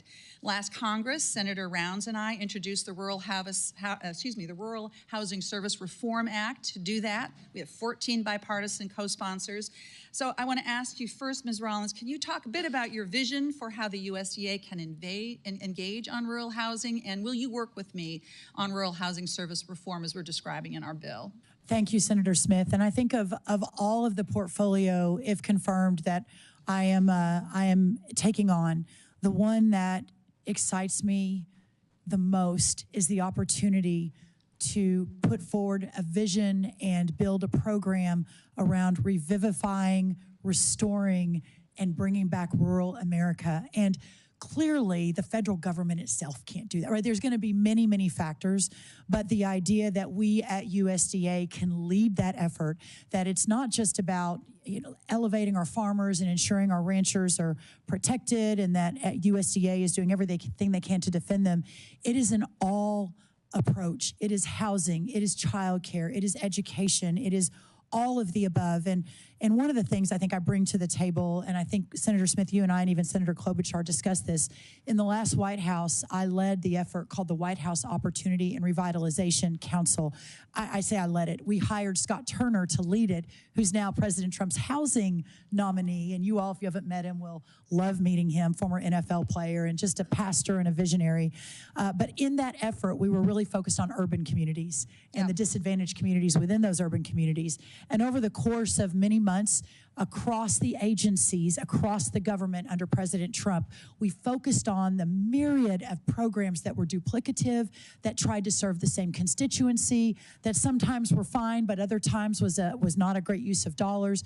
So having an all-of-government approach like that, where we can really understand what role HHS plays, what role housing plays, and doing it quickly so we can begin to roll it out. A final thing I'll say, and I know, Senator, you've got one more question. America at 250, which America turns 250 next year, is going to be an incredible opportunity for us to take this message to every corner of rural America and to really get people focused on it. So I appreciate that very much, and I think we do need to bring that message, but we also need to make sure that we are supporting and improving wherever we can those rural development programs at USDA and not throwing them under the bus, because I can tell you that they are counted on by folks in rural communities. So I hope that we'll be able to work together on that. I look forward to it. Ms. Rollins, I want to just touch in the time that I have left on the nutrition programs at USDA. You know, nutrition programs are foundational for healthy Americans. 2/3 of SNAP recipients are families with children. 1/3 are families with older adults or people with disabilities. SNAP is a rural development tool. In Minnesota, rural communities have the highest food insecurity in the whole state. And in this country, 9 out of 10 countries with the highest food insecurity rates are rural. So, Ms. Rollins, can you talk to me about how you see the rules around SNAP? And let's start with what you think about work requirements for SNAP. Well, first, I understand this is an incredibly important issue to everyone on the committee. My commitment is to ensure that we have the data, the research, and the understanding of this program to make sure that we are serving those that need it. And as I mentioned earlier, raised by a single mom in a rural community with 2 little sisters. She worked at the library. She made $5 an hour. I understand this. And is it your view that we need to adjust or change the work requirements for SNAP? it probably will be no surprise to everyone on this committee, both Republican and Democrat, and through a course of 20 years of being a policy leader, that I do believe in work requirements. I do think they're important. I do think, and I don't fully understand, but plan to get more in the weeds on this if confirmed, and working with all of you to make sure that your concerns are part of that education process for me. So my view, and in fact, I think this is the official view of the USDA, is that SNAP should ensure that no one fears going hungry in this country, but also that it reflects the importance of work and responsibility in this country. And that is why SNAP has extensive work requirements in place. And folks that are not required to work under SNAP, very small number, it's because they are taking care of a child or an incapacitated person, because they are all participating in an alcohol or drug treatment program, because they are already working under some other program. So I ask you to consider this as you look at this, because again, I don't think that this is a good place to be looking for extra dollars when we have so many people that are struggling with food insecurity, even though they are working one or maybe 2 or 3 jobs. Thank you. I know I'm out of time. Thank you, Senator. I commit to working with you, and I look forward to it. Thank you very much, Senator Smith. Next up, Senator Ernst, our neighbor to the south. Yeah, thank you to our ranking member, Amy Klobuchar, and a great neighbor, as has been mentioned many times over, between Minnesota and Iowa. Amy has worked with me on so many different agriculture and biofuel related issues. And I am excited to work with you, Senator Klobuchar, you and Chairman Bozeman, as we work on a 5-year farm bill. It is very important that we get that done, and it is something that I hear continuously from Iowans as I travel all 99 counties in my great state. And of course, to you, Mrs. Brooke Rollins, thank you so much for being here today, and thank you for bringing your friends and family. I know how important that support is, and I'm excited to see you as our nominee for Secretary of Agriculture. I know you're an ag girl at heart. We have talked about it in length. I truly am too, and I do have full confidence in your ability to lead this department, full faith and confidence in this role. So, Ms. Rollins, something that you and I talked about, I'll start with this one. We talked about it at length, is telework. And I know that we must address some of the work policies for federal employees at the Department of Agriculture. As you know, the GAO reported USDA's headquarters has a space utilization rate at just 11%. 11%. I've even received whistleblower letters from employees describing the building as a ghost town. So last year, I addressed this exact issue with then Secretary Tom Vilsack and was met with very strong opposition. Rather than provide any evidence to dispute the GAO's numbers, and even after repeatedly following up with his staff, he refused to give me specific in-office numbers or building utilization data. In stark contrast, President Trump acted immediately to get our federal workforce back to actually working for the American people. So, Ms. Rollins, in line with these efforts, what's your plan to achieve the 60% utilization goal for your headquarters buildings, which has been set by Congress? And secondly, will you commit to requiring each USDA employee to show up to the office? Senator Ernst, thank you, and I really loved our time. We first started talking about this in way before even the election. Way back. And I love your intense focus on ensuring that those who are hired and paid by taxpayer dollars are fully committed to serve in the most effective way wherever and for whomever they work. And that is, I believe, being in an office almost every single time. And it's not my belief alone. Obviously, President Trump has been talking about this. I believe there was even an executive order in the last day or two calling for the same. So I do look forward to getting into the office and hopefully very soon, and really working to effectuate the most effective workforce that the United States Department of Agriculture has ever had in the history of this country, and in so doing, ensuring that they are all in the office to make that happen. Wonderful. Thank you for that commitment. And another area that has been brought up quite frequently up here on the dais, and one that won't be a surprise to you, but another area that is critically important for my Iowa farmers is biofuels. It's a key source of demand for our corn and our soybeans. During the Biden administration, this industry really did suffer from deflated renewable or the RVOs.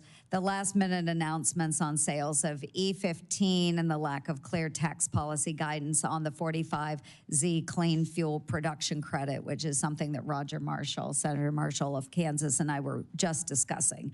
Many of these moves have forced plants to idle or stop production completely. This is a huge issue for us. This is threatening hundreds of rural jobs and squeezing grain prices in the process. So I do applaud President Trump for making E15 a priority. He did have an executive order on that, but I do look forward to securing a permanent fix in law. But we will need an all-hands-on-deck approach for crafting future RVOs that reflect production capacity and guidance on the 45Z that will support American farmers. So, Ms. Rollins, the USDA has a very big role to play when crafting these policies. As Secretary, will you commit to supporting biofuels and working with me to provide certainty for our farmers and the entire renewable fuel industry? Yes, Senator, and I really look forward to that. I think there's no question where President Trump stands on this. I believe, if memory serves me correct, there was even an executive order on this in the last administration. It didn't come out of domestic policy. It came out of Larry Kudlow's NEC, so I didn't work on that directly. But I know the courts, I believe, overturned it and correctly stated that the Congress should take that up. I really look forward to working with you, but also with my friend Lee Zeldin, if confirmed, over at EPA on a piece of this, on the 45Z, with my friend Scott Bessent over at Treasury. I think that you all will find and hopefully be encouraged that the cabinet, if confirmed, we all know each other, are friends. Many of us are like family, and we really, really are looking forward to working together on these cross-agency issues like the ones that you've just outlined. That's wonderful. Really appreciate that, because in the last administration, I have to say that in conversations with the leaders at all of those agencies, we were really blown off and left swinging in the breeze. So I anticipate that President Trump will want to do right by our farmers and those that are producing renewable fuels. Another issue, just very quickly, Ms. Rollins, top of mind for Iowa's ag community is Proposition 12. We are the #1 hog producer in the United States, #1 hog producing state. And California's ballot initiative has been very devastating for our family farms and is only fueling market consolidation of pork producers. So just ultimately what we would like to do is move on legislation, craft a way forward so that we don't have states telling our producers how they can raise their livestock. Very important to us. So, Ms. Rollins, in line with President Trump's priority to lower food costs for American families, will you commit to working with this committee to reverse Proposition 12? Proposition 12, and I have just in the last few months become very acquainted with it. You know, the idea that one state, and listen, I'm a federalism believer. I believe in the founder's vision of the 10th Amendment, and the government closest to the people is the government that should be most active and under that 10th Amendment. But this particular issue, I believe from even a bipartisan perspective, there's no doubt that it's not just affecting California, it's affecting multitudes of other states, multitudes of other parts of the ag community, including our hog family farms, Iowa, but many other states have been really affected by this as well. I know that you guys, if you don't even already have a bill filed, you're soon to file one. Yes. Legislation has been drafted. So yes, I commit to working with you on that and look forward to it. Excellent. Thank you, Ms. Rollins. And I look forward to hosting you in Iowa on an ag and biofuels tour. And I would welcome your family as well. So thank you very much, and I yield back. Senator Durbin. Thank you. Thank you very much, Mr. Chairman. Mrs. Rollins, I took your advice. When we met yesterday, you told me about your mother's agenda as a Texas state representative on the issue of PFAS, and I should make a point of meeting her. She was the first person I met in the room today. And we talked. She's special, isn't she, Senator? There is, and it looks like we're going to have a possibility of a real bipartisan state-federal alliance on an issue important to everybody. Yeah. So I'm glad she came, and I'm glad I had a chance to meet her. Thank you, sir. We talked about a lot of things yesterday, and I want to talk about one that's in the headlines this morning and will be for a long time: the mass deportation of undocumented people from the United States. I mentioned to you that I have been surprised by the response I received among farmers and ranchers and people involved in agriculture when it comes to the immigration issue. I told you about the dairy farmer who said, Senator Durbin, we're going to close down our dairy operation after 3 generations in our family because we need immigrant workers for dairy operations in Illinois. Another young lady with the Farm Bureau raised her hand and said, while you're at it, include the orchards. Who's going to pick this crop? It isn't the local kids at the high school. They won't even man the fruit stand out by the highway, and I put an air conditioner in there. I can't get them to come to work for me. I need immigrant workers. Turns out that 40% of the farm workers in this country are undocumented. And you know what that means. They're vulnerable to being deported. And if they're deported, what are the farmers going to do? For a lot of them and for a lot of different industries, immigration is critical. Now, your organization has said some things, some pretty strong things. Your American First Policy Institute, they've called for deportation at a scale that actually matters and massive deportation efforts. So I just need to ask you, what is your policy on immigration? We've got to get down to the real world, not the criminals. We don't want them, they shouldn't come here and they shouldn't stay. But those who work every single darn day to pick a crop that American people are not going to pick themselves, and most of them, 40%, I shouldn't say most, 40% are undocumented. So can we expect this administration to be raiding farms and going after the immigrant farm workers? Senator, thank you. And I really was grateful for our time yesterday and our time working together in the last administration.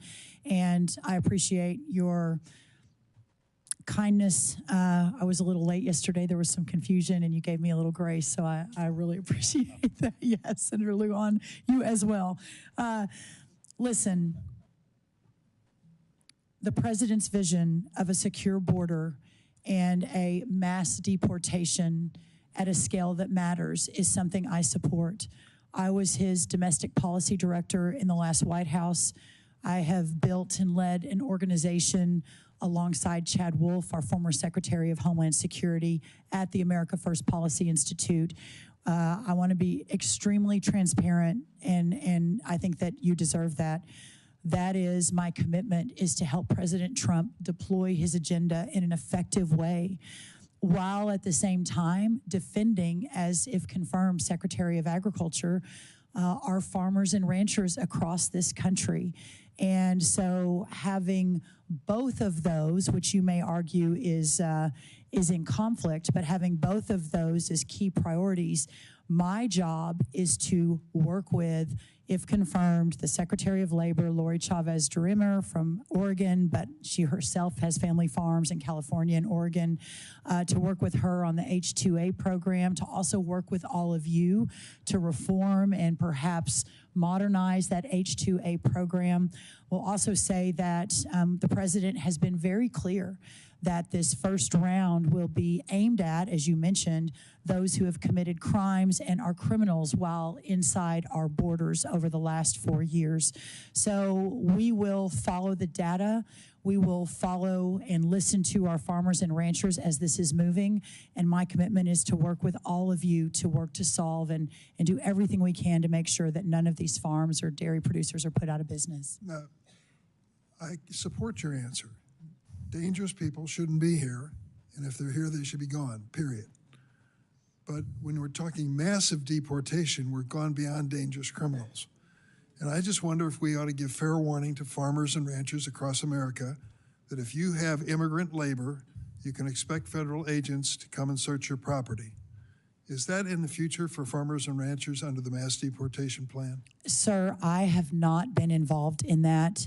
The president's current plan, I cannot answer that one way or the other. I do know that my job is to ensure that as those conversations are ongoing, if confirmed, that I am part of that data collection and understanding, and that the president understands that what this means to our agriculture community. And I believe sincerely that he will execute his agenda that he has promised the American people, but that we'll never forget our ag community in so doing. Well, I certainly hope so, because these men and women in immigrant labor on our farms are doing backbreaking work every single damn day, and they've done it for years. And many of them, 40% of them, are undocumented.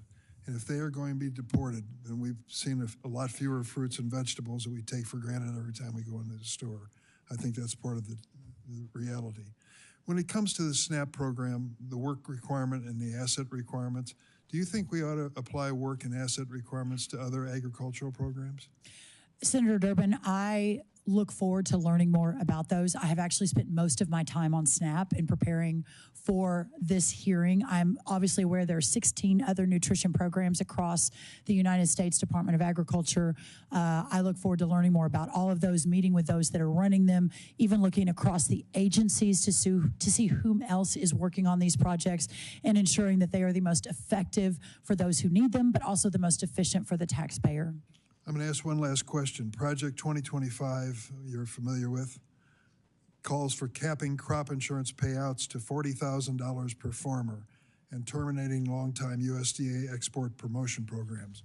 What's your position on this Project 2025 proposal? Sir, the America First Policy Institute was not involved at all in Project 2025. We were in no meetings. We were not part of any policy process and had nothing to do with it. And so I'm sorry, I don't know that I can answer that specifically. I will say that my role is to defend farmers and ranchers in our ag communities and our rural communities with everything I have. So as I am looking at all of these programs, aside from anything that other think tanks put together, my commitment is to ensure that we follow the data and protect our ag community. Thank you. Thank you. Senator Hyde-Smith. Thank you, Mr. Chairman, and congratulations. I'm so proud of you and so excited to get to work with you. I think it's really neat that you got the call from President Trump, and I believe you were in Newton, Mississippi. Newton, Mississippi, in the Walmart parking lot. That's when the call came. When you got the call on your way to the Auburn game. Yes. And I believe that went into 3 overtimes, if I remember correctly. It did, So- and the Aggies once again ran out of time, which is our November sort of game plan these days. Well, that was a super exciting day. Thank you. For sure, no doubt. And it was so nice to get to meet Mark out at the National Finals Rodeo. Thank you for accepting the invitation to come there. But I want to highlight 2 important things before diving into the questions. And that is the supplemental that was passed before Christmas. And I just want to thank Senator Bozeman. I want to thank Senator Collins on how incredibly important that was to get that into that bill, that $10 billion that will make a total difference in the survival of so many producers throughout the state. So thank you for that. That certainly didn't go unnoticed by the ag world. But I wanted to talk to you about catfish. Mississippi is the top producing state of catfish, our farm-raised catfish, and it's a huge contributor to our rural economy throughout the state. And our neighbors in Arkansas and Alabama, they're right there with us. But unfortunately, the foreign catfish issues, the imports, primarily Vietnam and China, that has really hurt the industry. But my greatest concern was now that it is being inspected by USDA Food Safety and Inspection Service, and it's charged with inspecting all those imported catfish. And I've been very concerned about how that has been implemented. They are far more rigorous than the Food Drug Administration inspection, but the inspection hasn't been at the top of the priority list for the last administration. And that made a big, huge difference because there can be dangerous carcinogens in there, many elements that's harmful to human consumption that was getting by and not inspected. So if confirmed, will you work to ensure that FSIS tightens its imported catfish inspection responsibilities? Yes, ma'am. I really look forward to all aspects of the United States Department of Agriculture, but have heard from several of you that the inspection part of it could be significantly improved, and my commitment is to do everything I can to do just that. We are close to announcing an undersecretary. I should say the president is close to announcing an undersecretary in that role, and I think everyone will be very pleased when that announcement is made, and look forward to hopefully his quick confirmation and letting us get to work, Senator. Wonderful. I fought that for years as we're the top producing state there and as Ag Commissioner in Mississippi. And I also share your commitment, as you mentioned in your testimony, to addressing the H5N1 and the New World screwworm outbreaks as high consequences disease threatening animal agriculture. I've gotten several calls lately on that from producers that are very concerned about that. And I can remember the avian influenza threat, getting the Mississippi flocks. Betty, now that kept me up at night. And I had plenty of foam, plenty of water on standby that if we had the outbreak, we were ready. But I was also involved in reopening beef exports markets after BSE, or the mad cow dissection.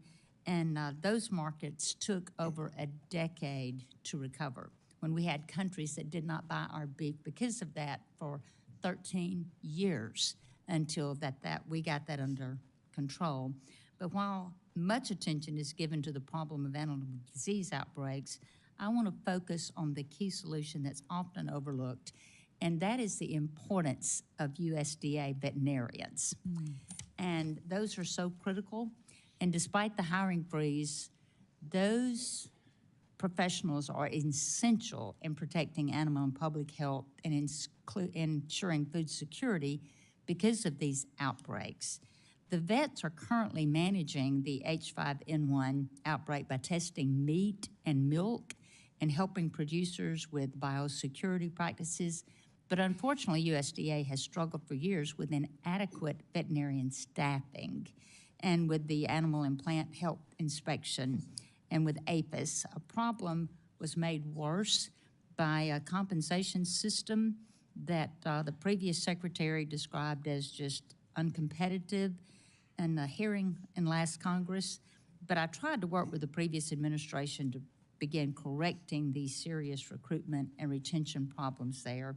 But those efforts were pretty much ignored as well.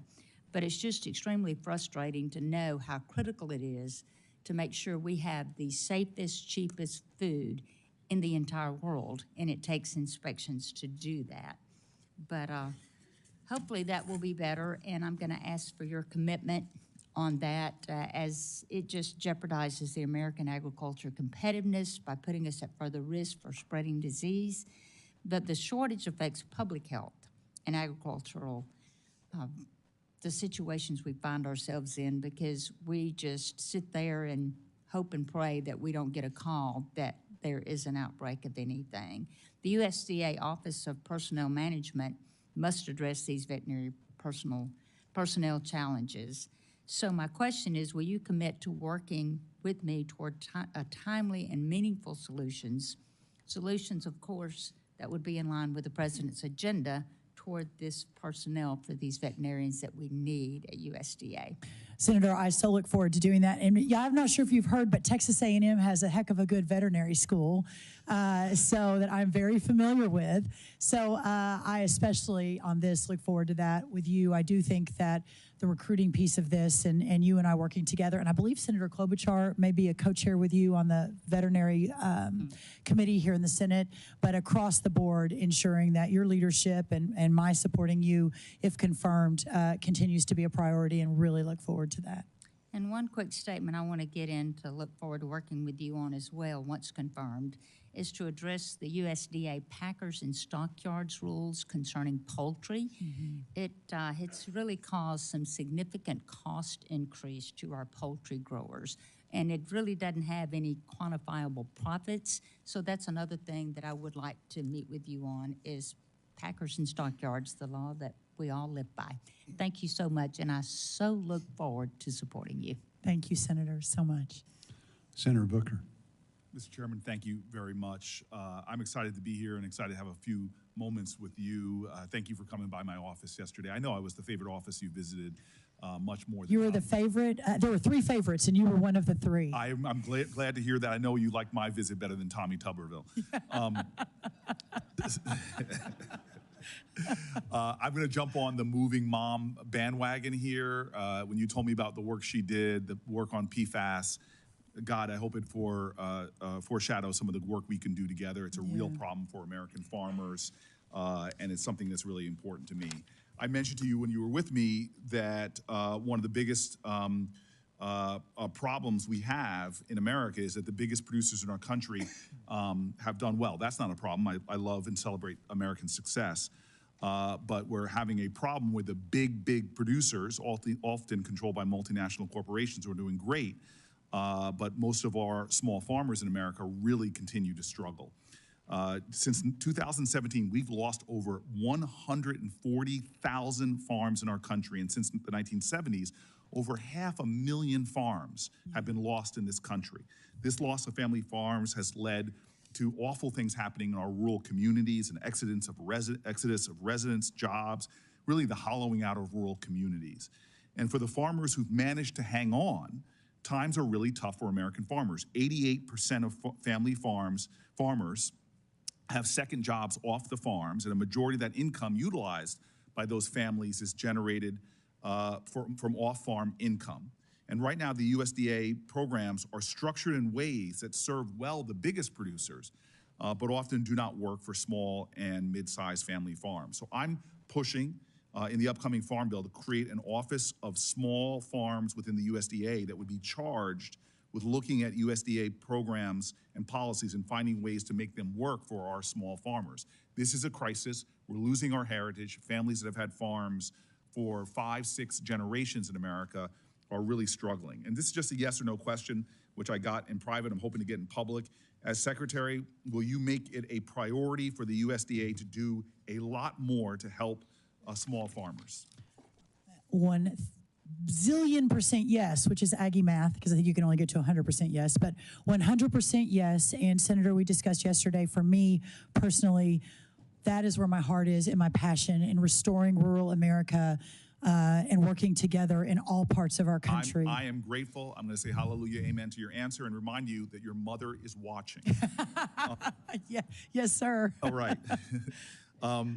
So as you know, we're also facing a global hunger crisis. Millions of people are in desperate need of food. For the past several years, Senator Bozeman and I have worked closely with the USDA to increase and expedite the USDA's purchase of commodities such as rice and wheat from U.S. farmers for shipment to countries where people are really suffering near famine-like conditions. It's a win-win for us. The USDA purchases really help our farmers, and at the same time, we're able to provide life-saving food to children and families around the globe. I know that you and I share a deep faith. It's a motivation behind what we do in our work, and you believe that the gospel calls on us to help people in need, but it's also a national security issue for America in helping to stabilize other nations that are facing crises.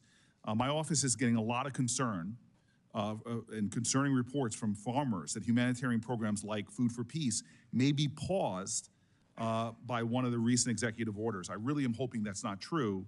And again, a yes or no question. Once you're confirmed, will you check on the status of that, and will you make food aid purchases from our farmers a priority? Yes, sir, of course. Fantastic. Meat packers.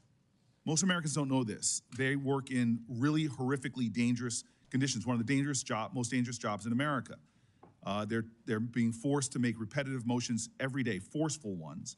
The USDA published recently a report showing that at current line speeds, 81% of chicken processing plant workers are at an elevated risk, significantly so, of developing debilitating upper body disorders and things like carpal tunnel syndrome. These workers also face a risk of serious injuries. On average, 2 worker amputations per week occur on slaughter lines in the United States of America. Just imagine if that was your family member. Even worse, meatpacking giants like JBS have admitted and been fined for child labor violations in their processing plants. The USDA currently is one of the largest buyers from these big meat packers.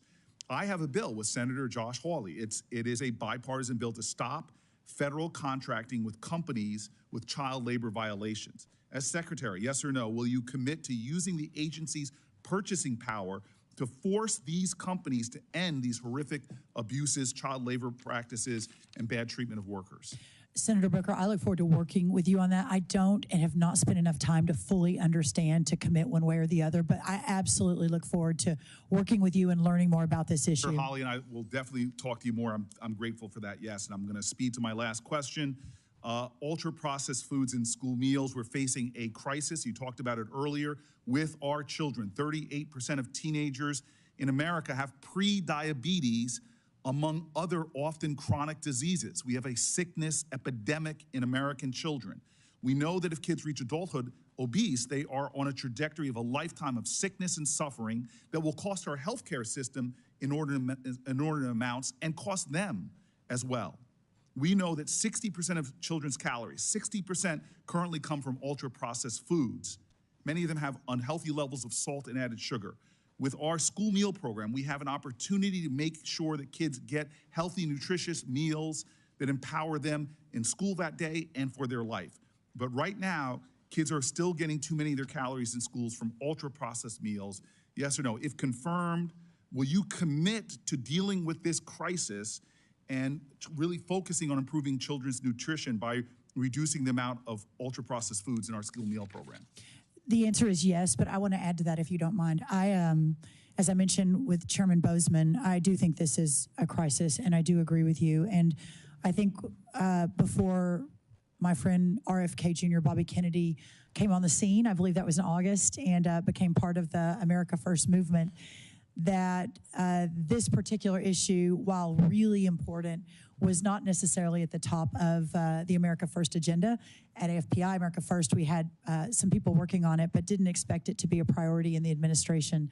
I am encouraged that it is now a priority and look forward to working with everyone. I am so grateful for that. This is not a question because my time's expired, but Prop 12 coming out of California, this Packers and Stockyard Act, I know you will be open to us bringing you small family farmers, independent family farmers who show that Prop 12 has opened up new opportunities for them, and the Packers and Stockyard Act is protecting them, and they actually want to see better enforcement. So I know you're open to us having that conversation. I will look forward to that. Thank you, Senator. Thank you. Senator Marshall. Thank you, Chairman, Ranking Member. Ms. Rollins, welcome. Thank you. Just want to know if you agree with me that whole milk is the most nutritious drink known to humankind and belongs in our school lunches. Senator, I don't know that you have met my mom yet, but this is all we had in our refrigerator growing up. Not anything else, just whole milk. She is absolutely never going to let us forget this, the fact that this is coming up. But yes, this hits home to me very, very quickly. It brings back a lot of memories. So, Ms. Rollins, like many of us on this committee, you have a love, a passion for rural America, for agriculture. Tell us where that comes from and why this job is important to American agriculture in rural America, just from your heart. Senator, thank you. The fact that I'm sitting here today, that I am in the United States Capitol, that I'm sitting in front of this committee, that I am serving at the appointment of the President of the United States as one of his potential cabinet members, but yet I grew up in a town of 1,200 with a single mom, with two little sisters, went to Texas A&M on an agriculture scholarship because my love, but also we needed the money. That Future Farmers of America is the organization that set my path so many years ago. I am fighting for the next Brooke, who is growing up in a little bitty town with a single mom, that her weekends are spent on horses and raising cattle and barrel racing and at Friday night football, at least in the South, and making sure that those communities continue to raise and provide thriving and incredible opportunities for the next generation of leaders so that this country can continue in the next 250 years to do what we've done in the last 250, and that is to create and govern under our founders' vision of the greatest country in the history of the world. And this work and this committee and this moment in time is the backbone to all of that. Yeah, Ms. Rollins, reminds me of a song that growing up a Kansas farm boys mostly having fun. And I think that's what you're describing. It was That's mostly right. having, it was a simpler time. You pointed out earlier, 90% of rural America supported President Trump in the election, over 90%. Now, every time I see the president, the first thing he asks me is, Roger, how are your farmers and ranchers doing in Kansas? Can you just share with this committee President Trump's compassion for farmers and ranchers? Do you have similar conversations with him as well? Yes. Senator, one of the illuminating moments of my time with him in the last administration, and it was, as you can imagine, an adventure beyond any imagination to be next to President Trump for 3 years and then to continue to work with him after he left the White House to build the America First Policy Institute and continue the policies for the next 100 years, not just for this moment in time. But I, in the last West Wing, I believe I'm speaking correctly, was the only person with an agriculture background. And that wasn't widely known because I was managing the entire portfolio.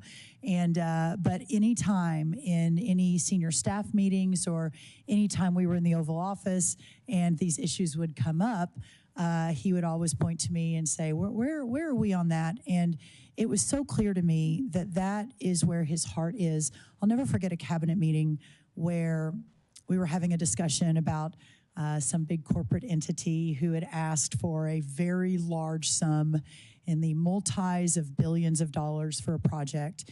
And that same week he had been asked for that project, he'd also visited some farmers in Georgia.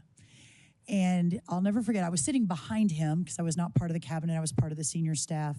And I'll never forget, I don't think the media was in there, but he looked at the entire cabinet and then turned, over his shoulder and looked at us who were sitting behind him as his senior team. And he said, I'm not here for those guys who are asking for billions of dollars for their new project and their market value is many, many billions and billions more. I'm here for those farmers. I am here for those men and women that I met in Georgia yesterday who are hurting but never complain, never miss a beat, never stop doing what they're called to do, which is to produce for the families across America and across the world. That is who I am here, and we all, pointing to the cabinet and the staff, are here to serve. I think that was in maybe year 2 of the 4, and I've never forgotten it. And when he called me about this job, we talked about that again. Yeah, thanks, Ms. Rollins. So obviously, agriculture, rural America is important to you. It's important to the president. Would you just speak for a moment how important biofuels are to the farmers, to ranchers who benefit from some of the substrates coming out of that process and to rural America as well, and specifically how 45Z might impact rural America? I think that everyone knows where the president is on this, and he often jokes that there were a lot of meetings. I think a lot of you were in. Senator Grassley, I know you were in many of those in the last White House, making sure that the president fully understood the importance of exactly what you're talking about, Senator, on biofuels and especially to our farmers. I believe that in the last 48 hours, one of his executive orders on energy actually included a mention of biofuels. And also, my role, if confirmed, is to defend all of American agriculture. So I believe, Senator, that you and others who hail from these states where this is a driver for your farmers and your ranchers and your economy should feel very confident that you have a friend and a defender in this current administration to make sure this continues. 45Z, obviously, my friend Scott Bessent, if confirmed over at Treasury, will be working on that. That's in his purview, but I will ensure that he has the data and the voices and the opinions around him to make the right decision. Yeah, just one more quick comment on the 45Z is that certainly what we don't want is China to benefit from it. Correct. Which is happening right now. We can go into that in more detail later as well. And by the way, I was just sitting here thinking, I remember President Trump's, the first primary back in 2016 in Iowa, I believe he came out, was the candidate that came out in favor of biofuels as well, as I recall. That's right. Let's finish up on the regulatory environment.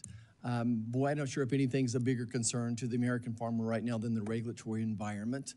And the 2 hot button issues have been WOTUS, Waters of the U.S., and the Endangered Species Act. Can you tell us what your involvement was in rolling back that WOTUS regulation with the previous administration?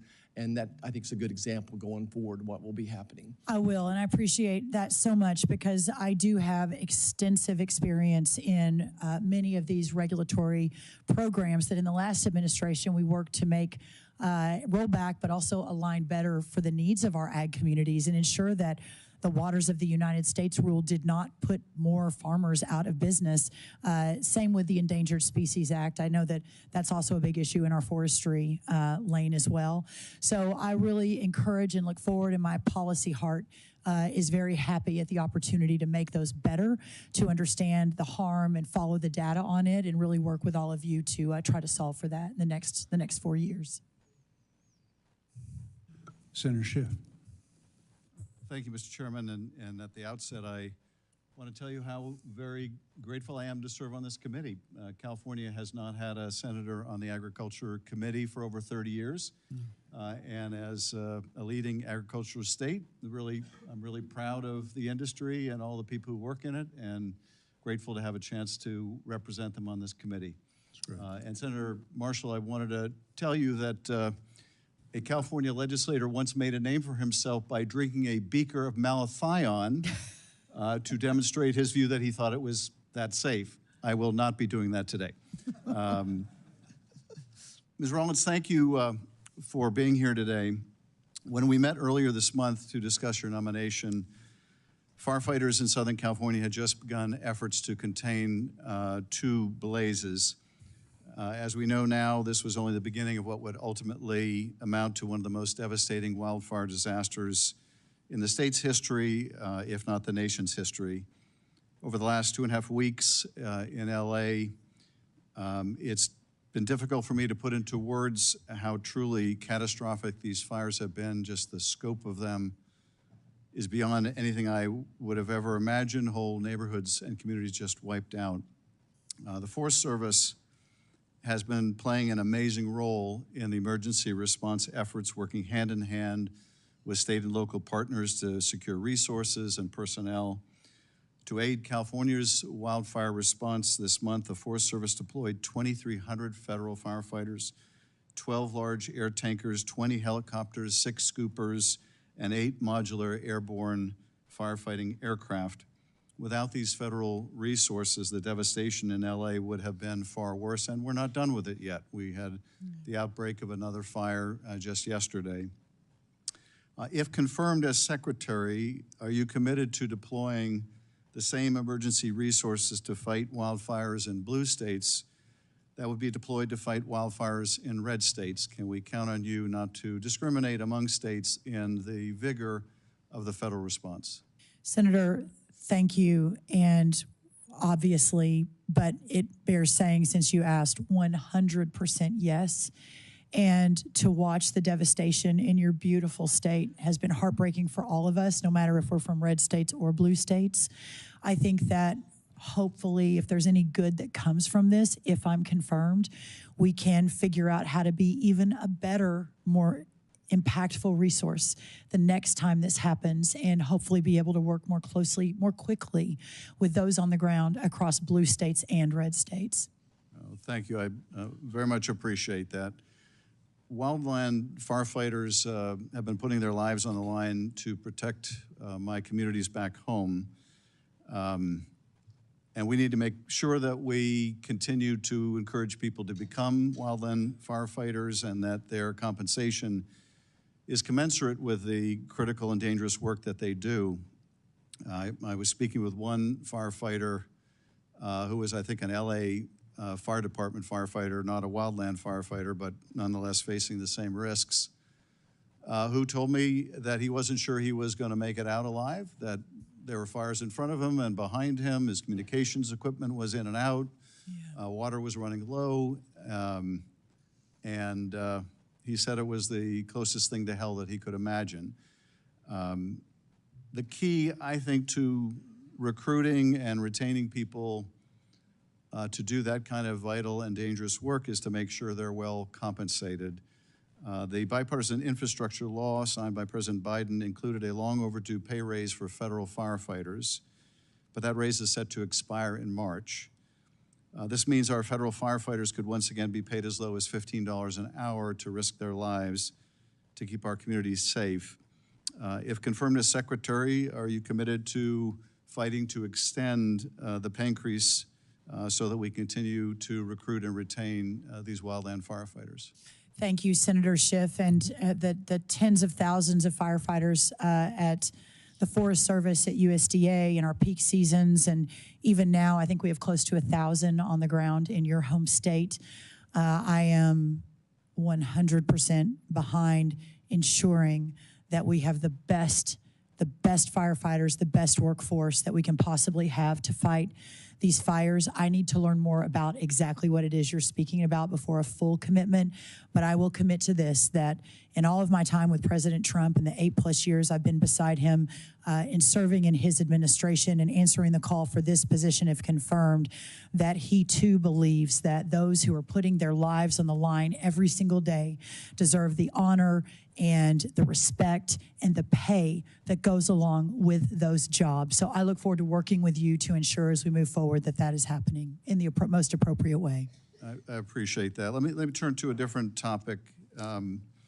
During the president's first term, USDA had to allocate tens of billions of dollars to offset the financial impact of the tariffs and the reciprocal tariffs that other countries imposed on our agriculture and on our farmers.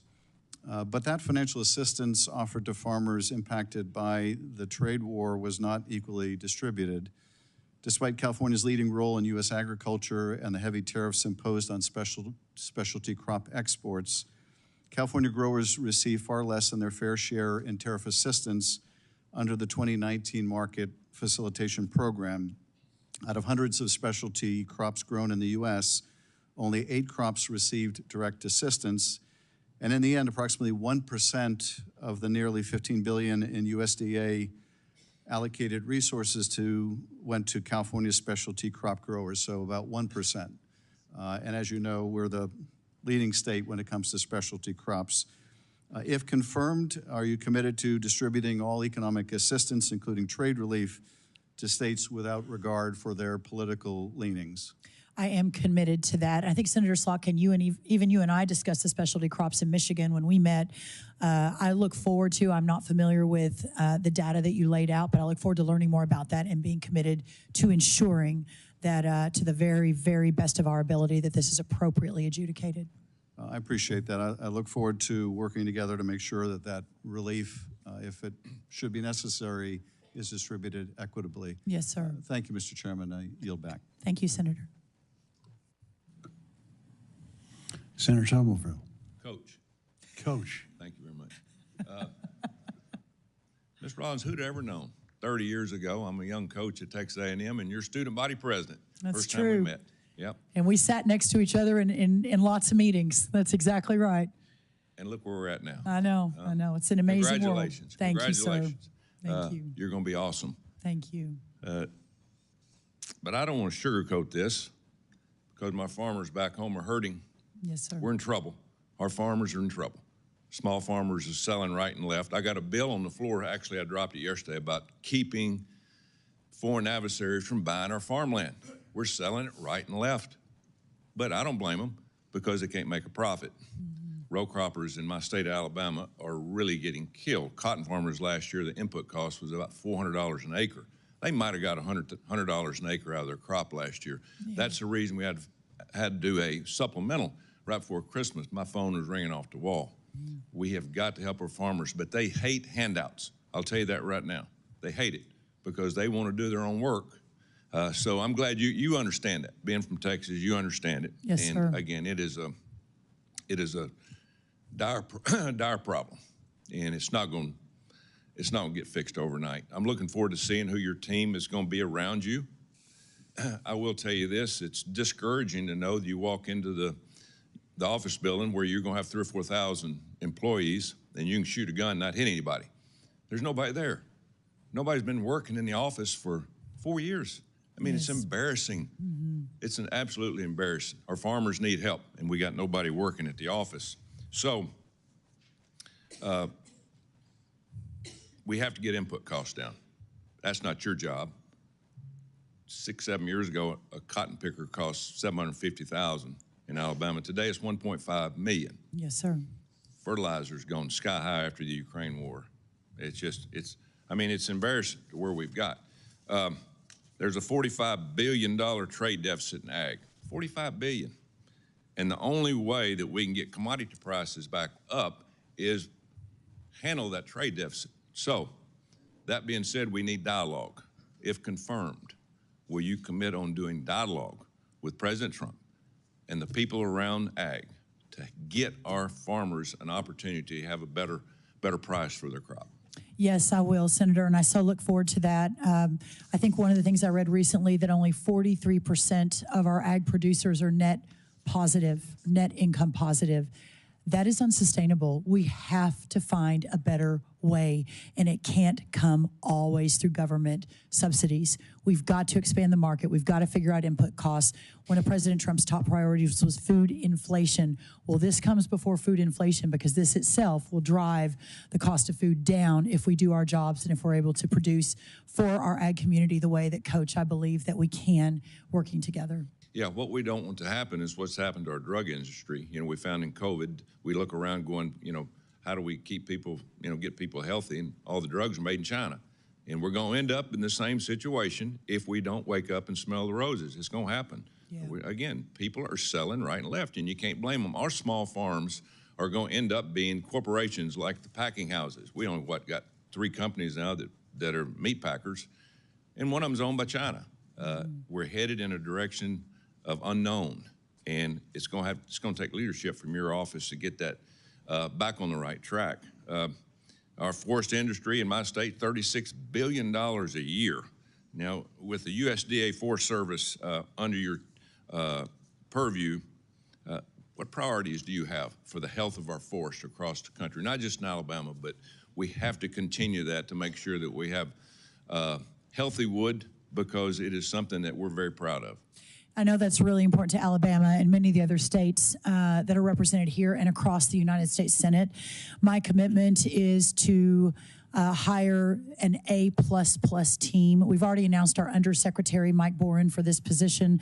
I have great faith in his leadership. He is a businessman, and I think bringing to the table, hopefully with a quick confirmation process from all of you, he will bring to the table a team that will take our great firefighters in the Forest Service and hopefully realign and reorganize in a way that makes the Forest Service, including forest management, more productive, more efficient, more effective, so that we don't have the issues that we've had in these last number of years, and especially for our great producers in your state and other states. Keyword, forest management. Key 2 words. We've got to manage our forest, do it the right way. American people across the country that are not in this business they shouldn't have to pay for everything the mistakes that we make. We're Correct. broke. We're $36 trillion in debt, and it's getting worse. That's right. Every day. And we're printing $80,000 a second, by the way, and we can't sustain that. Government's way too big. Disaster relief. Disaster relief. If we've had problems with tornadoes or floods or whatever in my state, it takes at least 3 years at times to get any kind of disaster relief. 3 years. And you know as well as I do, farmers borrow money from banks for a crop, and those bankers are looking around going, where's our money? Well, we're waiting for disaster relief. The bankers shouldn't have to deal with that, nor should the farmers. But I think there has to be a better plan for that at the end of the day. And I'm throwing all your problems out to you. You probably don't want to hear that, but we got a lot of problems that need to be fixed. Well, Senator, Coach, I believe that you and I having a conversation with our Commander-in-Chief and the fact that it's taking 3 years to get relief will be unacceptable to him. It is unacceptable to me, and I look forward to working with you to ensure that we do better, much, much better than that. Thank you. Good luck. Thank you, sir. Thank you. Senator Welsh.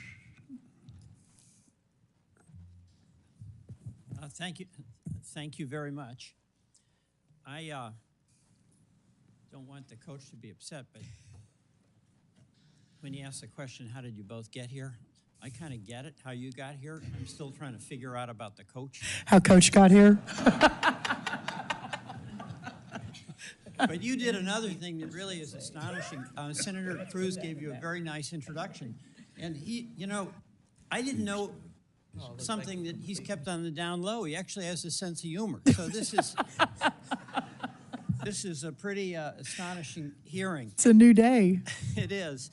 And thank you for your visit to my office and your enthusiasm about rural America. And I'm so delighted to be working with our new ranking member and our new chair to try to strengthen rural America. And I share the, I think, point of view strongly held by members of this committee that rural America really is about the great values and strength of America, hard work, family, community. And rural America has been under brutal pressure. And I think every single one of us wants to do everything we can to strengthen it, because a strong rural America is a strong America. A couple of things. We have been really blessed in Vermont with a very responsive Department of Agriculture. The Rural Development Organization in Vermont has helped us through the floods of July 23 and July 24. It has used opportunities to strengthen the economy for farmers. So I just want to make certain that some of the things that have really been helpful to us, we can have some confidence will continue should you be the new Secretary of Agriculture. Number one, we've got, under the previous administration, there was $40 million that went to Vermont for energy efficiency programs. And we don't have to have a debate about climate change and whether it's real or not, but my view is this: agriculture and our farmers can help us deal with the weather events that are enormous by doing things where they get income to sequester carbon. So without having the climate change discussion, I want to make certain that I can have some confidence that our farmers who are adopting regenerative agricultural practices, organic agriculture, are doing things that by all estimations make for good, healthy crops, but also reduce carbon emissions, that will continue to make that possible, and they'll get paid to do it, not just be asked through regulations to bear the burden. Senator Welch, thank you, and love visiting with you, and excited to come to Vermont if invited. I loved our conversation, and we actually talked about the workforce at USDA, at least those that you have interacted with and worked with, and hearing from you how excellent the service was and the good job that they did meant a lot to me, and I look forward to learning more and meeting them if confirmed. I think it's important to recognize, Senator, I will always have an open dialogue with all of you. I think I gave all of you my cell phone. No, you did. I did. Let me go on to the next one, because I just want to Sure. go through a few things. You know, another issue is labor on the farm. We can't milk our cows. We literally can't milk our cows without immigrant labor. And I'm for a secure border. I think all of us here are, but I'm also for legal immigration. And that is a real challenge for our dairy farmers. And I want to make sure that whatever we do to secure the border doesn't deprive our hardworking dairy farms and farmers access to the labor that they absolutely depend on. Can you comment on that? Senator, yes, thank you. And I appreciate everyone's commitment to a secure border. You are not the only one on this side of the room that has made the point that that's really important. But I know there is great concern amongst our ag community on what immigration under President Trump will look like. My commitment to you is this, that understanding the data and understanding the impact of those in the ag community, dairy farms, I think especially are concerned, but everybody is, ensuring that we're working with the nominee over at Labor, Lori Chavez-Drimmer, who is from Oregon. So we will work together on that. Yes, sir. And you appreciate the importance of having access to that labor for our dairy farms and others as well. I know that these cows need to be milked 24 hours a day, 7 days a week. It doesn't go away. If there's no one to milk them, that's big trouble. All right. Another thing, a shared view that a lot of the incredible challenges farmers have are because they don't control the weather. And a lot of our small farmers, our vegetable farmers, they don't have an insurance program that works for them. The insurance program for some of our vegetable folks, they would only get paid wholesale or reimbursed wholesale when they sell at farmers markets at retail. And also they would have this incredible documentation process there where they had to say how many tomatoes they had, how many beets they had. I've introduced the Weather Act as an effort to try to streamline the reporting requirements, and I'm not going to ask you for the details on that, but we have to have insurance programs that help not just the big commodities, which is a challenge and an obligation we have, but the smaller farmers that are the future. Can I count on working with you on that? Well, streamline, the word streamline is my love language. So yes, you and I will absolutely work together on that. And we've spent a lot of time this morning talking to everyone about restoring rural America and how important that is to the next 250 years of our country.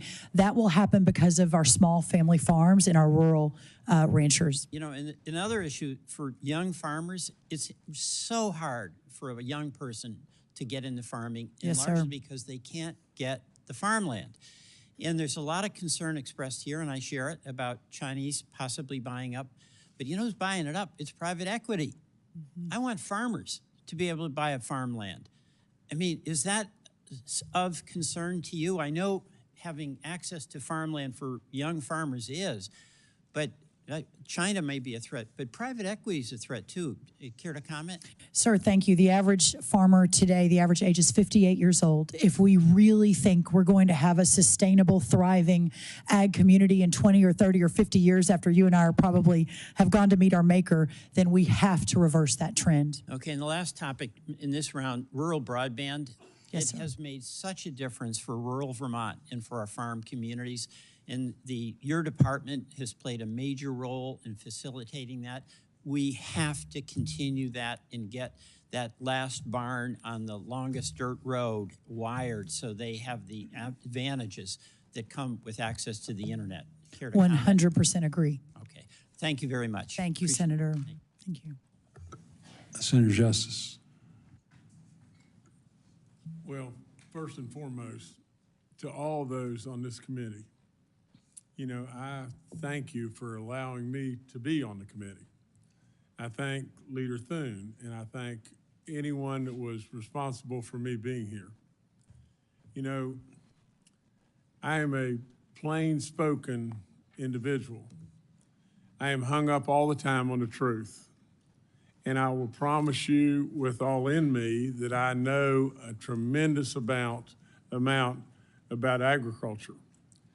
You know, I think about, and Brooke, I can't call you Mrs. Rollins. I could call you Secretary. Call me Brooke. You know, and I've asked you over and over to call me Yes, sir. Jim. Yes, sir. You know, and but I would just tell you just this: all that's going to fall in your empire is astronomical. That's all there is to it. You know, I am amazed with President Trump's nominees, and that's all there is to it. They're qualified. They're absolutely experienced. They absolutely have what Brooke has. She's stuck on. Anybody that can't see that is absolutely not looking.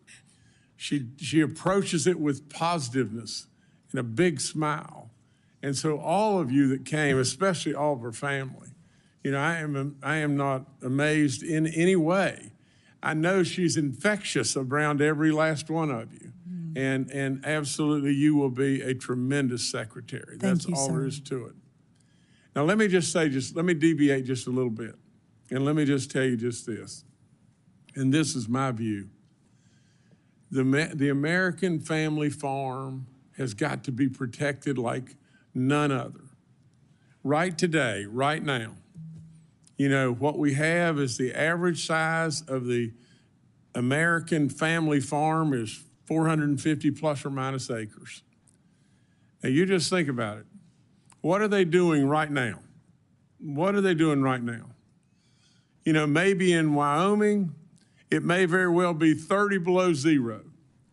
And they're out on a snowmobile or a horse trying to feed their cattle.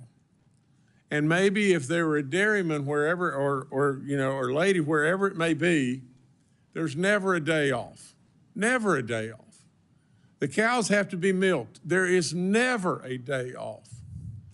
And whether it be maybe just that little farm that's sitting, trying to figure out how in the world, with fertilizer prices or whatever it may be, how in the world can we make ends come out or ends work? And just think about this. They're probably driving a 12-year-old pickup truck. They're trying every way they possibly can, and every year they're in a Texas Hold'em game where they shove everything all in, every single year.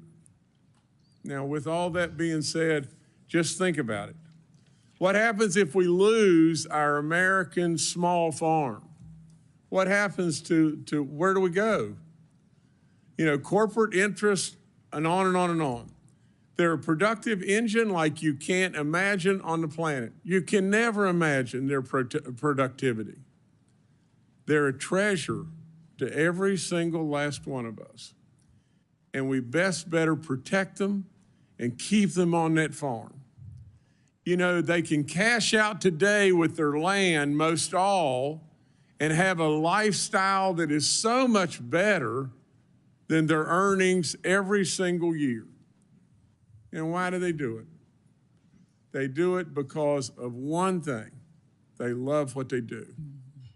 They're the best of the best, and they love what they do. And we got to keep them there, and we got to protect them in every single way. I know it in my heart, and I believe it with all my soul. You know, if you'll just step back and look, the grocery stores a mile long, food beyond belief. Now, I know we've had an increase in food prices, and we need to do something about that if we possibly can. But with all that, we enjoy a luxury that is off the chart. That what we throw away, many around the world would beg to have what we throw away. It's a luxury beyond belief. And that small farm that I'm talking about provides us that luxury. And Brooke, I've really only got one question for you, and it's just this. And I don't have enough time to go into all the specifics, but from a value-added standpoint, you know, if I could deviate just a second to forestry, and I look forward to telling you about this because I've got a plan that really could very well help bring our furniture manufacturing, our cabinetry, you know, our flooring manufacturing back from it being in China, Vietnam, and Mexico, where we've lost it all for all practical purposes, back to us. We'll talk about that. But I want to hear that you are really supportive of value-added products because it is so important to getting our manufacturing at home and what President Trump absolutely believes and wants more than anything.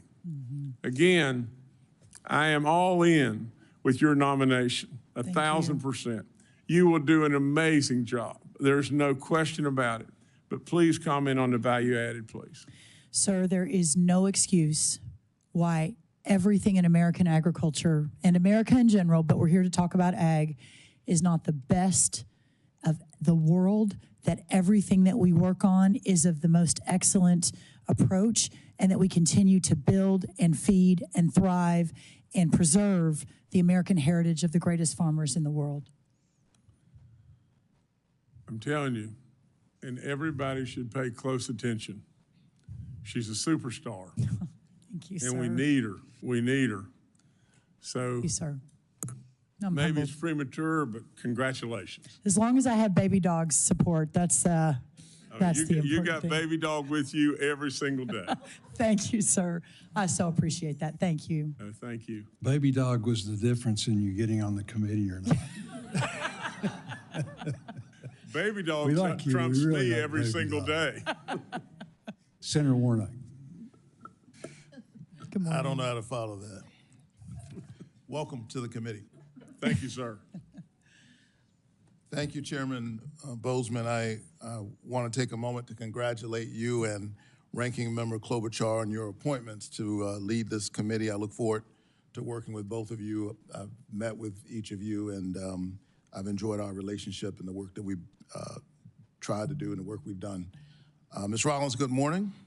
And morning. Welcome to you and also to your family and all those who are here to support you. And congratulations on your nomination. Thank you. I enjoyed also meeting with you last month to discuss your nomination and plans for USDA. And this morning, I'd just like to follow up on some of the issues, many of which we've already discussed.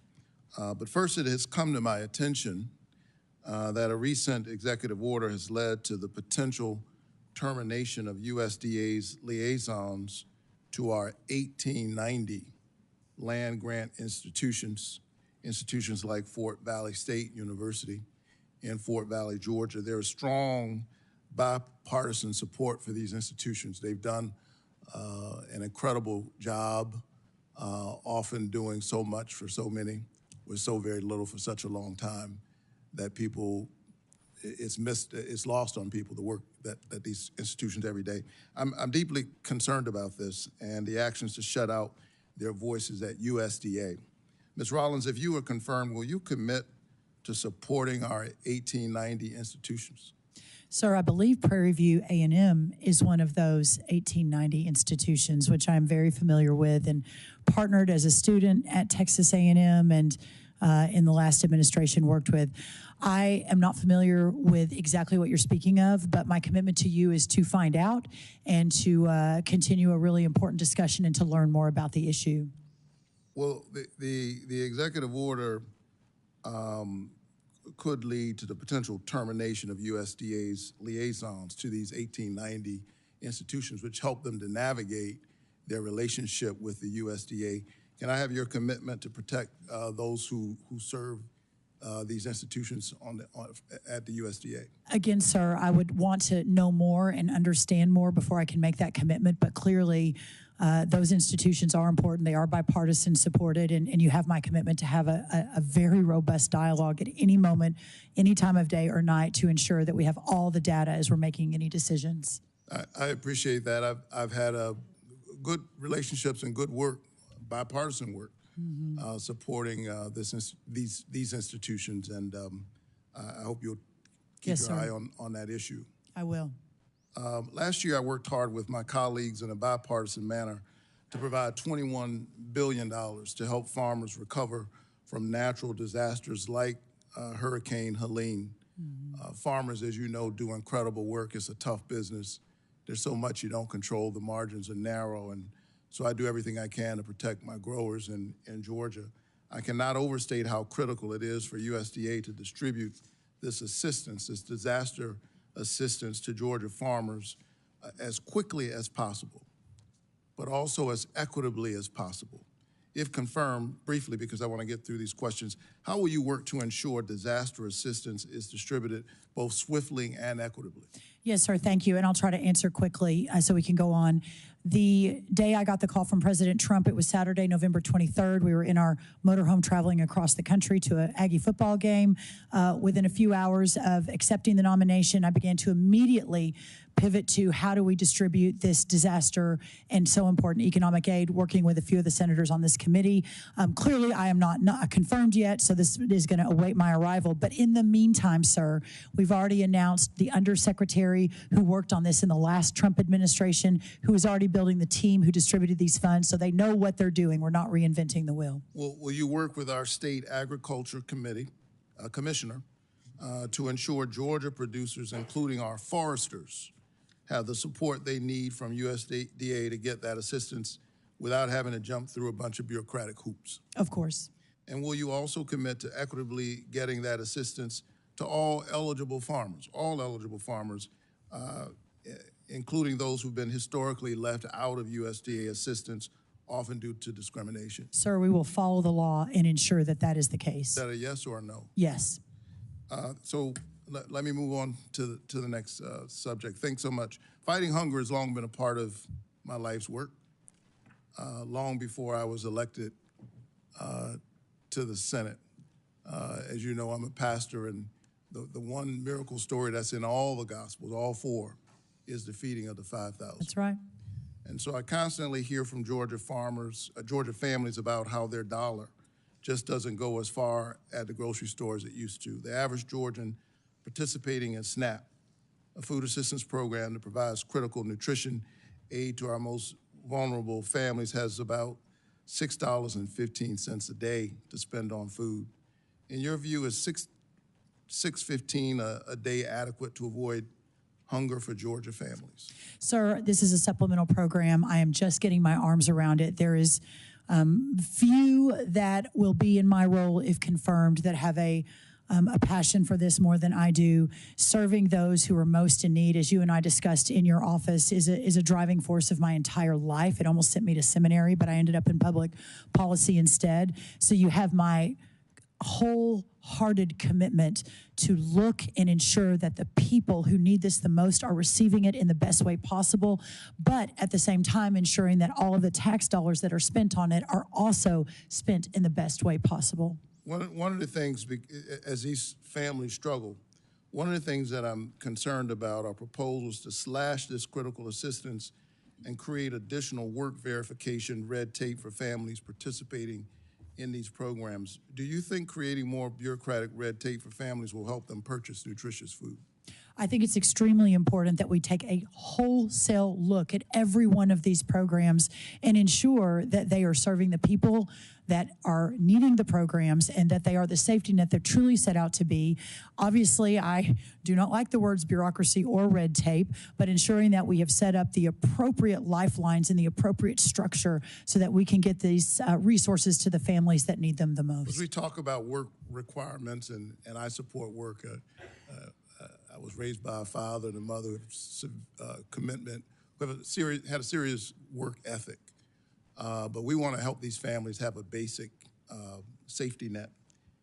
Most poor people are children. I think it's important to remember that. Most poor people are children. SNAP lifts children, seniors, veterans, and folks with disabilities out of poverty, and is proven to reduce healthcare costs and stimulate our local economies.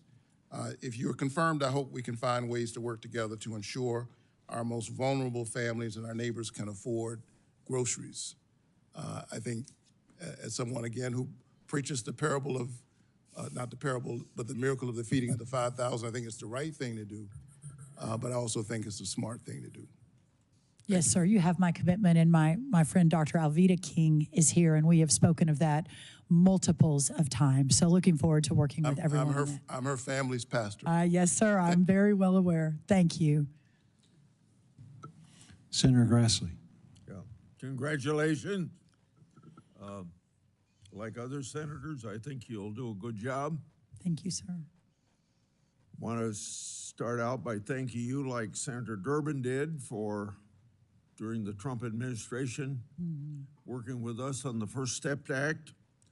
You were actively involved in a lot of those negotiations between Democrats and Republicans on the Hill here, as well as between us and the first Trump administration. You worked hard. I noticed after you took the oath, the first question you got was, you going to answer our letters. Remember what I told you in my office? Oh, yes, sir. As I tell every confirmed person coming to my office that you ought to say maybe, because I pointed out to you how I had 158 letters to the Justice Department that are still unanswered. So Yes, they said yes, but they turned out to be liars. And that's true of Republican and Democrat administrations generally. So I hope you'll, since you said I do, you'll tell all your colleagues in the cabinet the same darn thing, or they're going to be liars. So Yes, sir. I hear you loud and clear, and I have to believe with 100,000 employees at USDA, we'll be able to answer your letters to the best of my ability, sir. But yes. Now, at least one other person, my colleague, Senator Ernst, has brought up the importance of whistleblowers, the information she got from them. I'm not sure that I want to ask you a question. I just want to tell you what is on my mind, and that is you've got tens of thousands of people working under you. You can't know what they do, and you ought to listen to whistleblowers, and it's not you yourself listening to whistleblowers, it's you establishing a culture within your agency that middle management's going to listen to whistleblowers, because then they don't have to come and bother me. I got 38 investigations going. Most of it have come from whistleblower information about fraud or about the law not being followed or misspending of money and all that. So listen to whistleblowers, will you? Yes, sir. You have my 100% commitment. We talked about it in your office, and I really look forward to that.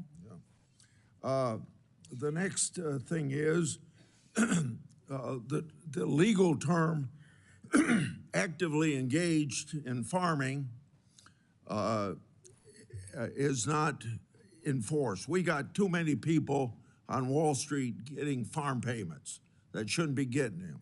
So I want you to make sure that all of this manipulation that has gone on in the Department of Agriculture under both Republicans and Democrats to dilute the term actively engaged. And I'm being a little facetious when I say this, but you ought to at least have dirt under your fingernails if you're going to get payments from the taxpayers for your farming operation. So I expect actively engaged to be fully enforced by you, and however it's been diluted, you ought to take a look at it and make sure that it is stiffer than what it otherwise was. And then when we get into this negotiations on a 5-year farm bill, I don't expect you to answer this now, but just let me tell you, there can be tremendous savings to the taxpayers.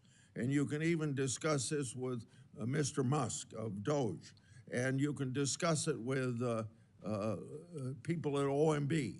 If you can put a cap on what one farmer can get from the farm program, so we aren't subsidizing big farmers to get bigger. And I got nothing wrong with the marketplace working for people get as big as they want to get, but we shouldn't be subsidizing. The whole point of an agricultural farm 5-year farm bill safety net is to protect people that are medium and small size farmers that can't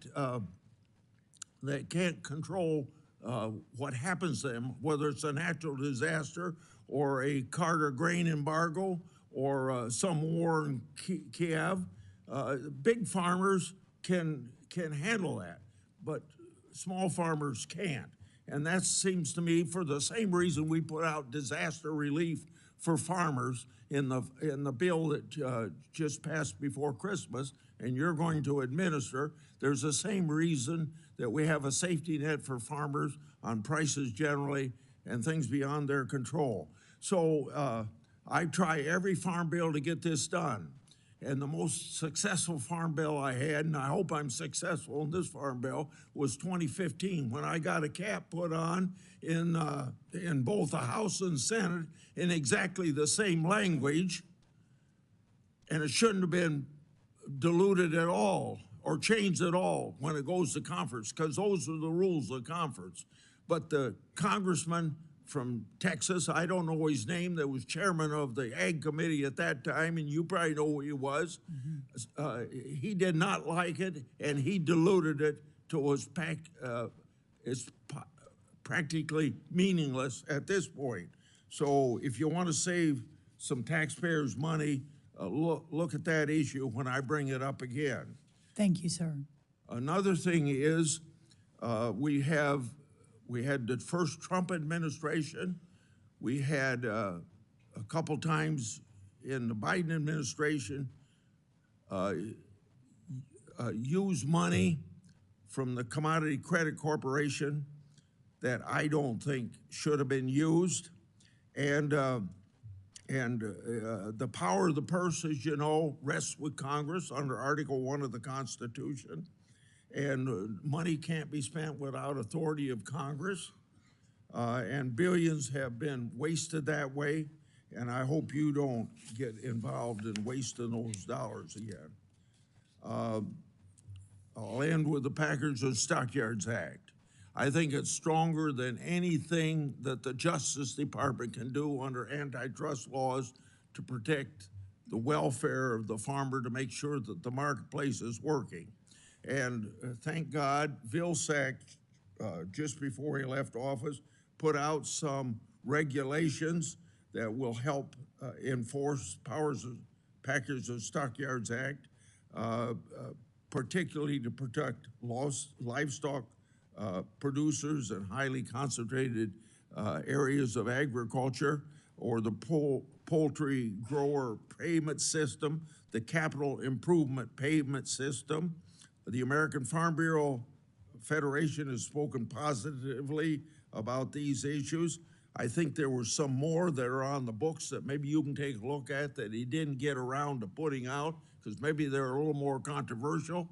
But the Packers and Stockyards Act is the most effective tool to make sure that the marketplace works for the American farmer. Thank you. Thank you, Senator, and I am really looking forward to working with you and continuing to move forward, and especially focusing on our small family farms in rural America. Senator Slotkin. Thank you. Congratulations, Mr. Chairman and Madam Ranking Chairman. I'm honored to be here as the successor of Debbie Stabenow, our esteemed former chairman, the queen of Michigan agriculture. We miss her, and I have really, really big shoes to fill there. Thank you for our conversation in my office. I appreciate your positive approach to meeting with everybody. And I have the honor to live on my family farm, which used to be beef cattle, is now soy and corn alternatively. But I'm also a former CIA officer, Pentagon official. So I really come to the Ag Committee with a sense that food security is national security, and the United States should always be able to feed itself by itself. And everything flows from there. If people agree, then there's a lot of policies that become pretty clear.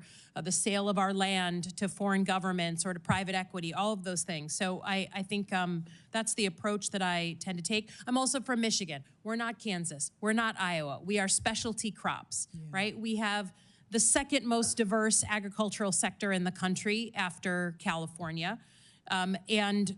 We take pride in not doing monocropping and doing a lot of fruits and vegetables and a lot of other things. So this is why I'm particularly concerned about the tariffs.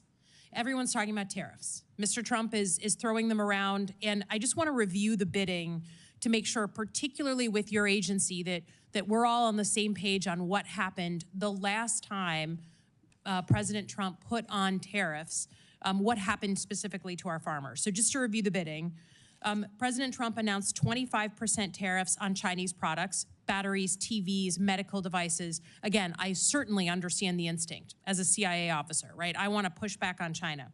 China retaliated and put 25% tariffs on soybeans, fruits, pork, and some other items. Then we got into a trade war. We started adding more things to the list. They started adding more things to the list. It went on and on and on and back and forth. Suddenly our farmers across the country are screaming bloody murder because the markets that they used to have access to, no one wanted to buy our stuff because it had that 25% tariff. We felt that very acutely. So what did we do? Because we felt, under the Trump administration, people rightfully felt like our farmers were getting the shaft here. They raided the CCC account, the emergency rainy day account that you will have, control over, for $23 billion to give subsidies to our farmers. So we put on the tariff, got into a trade war, ended up, our farmers were in trouble, we paid them off. And everyone's here has said, no farmer wants a subsidy, they want to work, right? They want to get paid a fair rate for their crop. That emergency fund is the same fund that helps us with things like avian flu that we're now dealing with all over the country.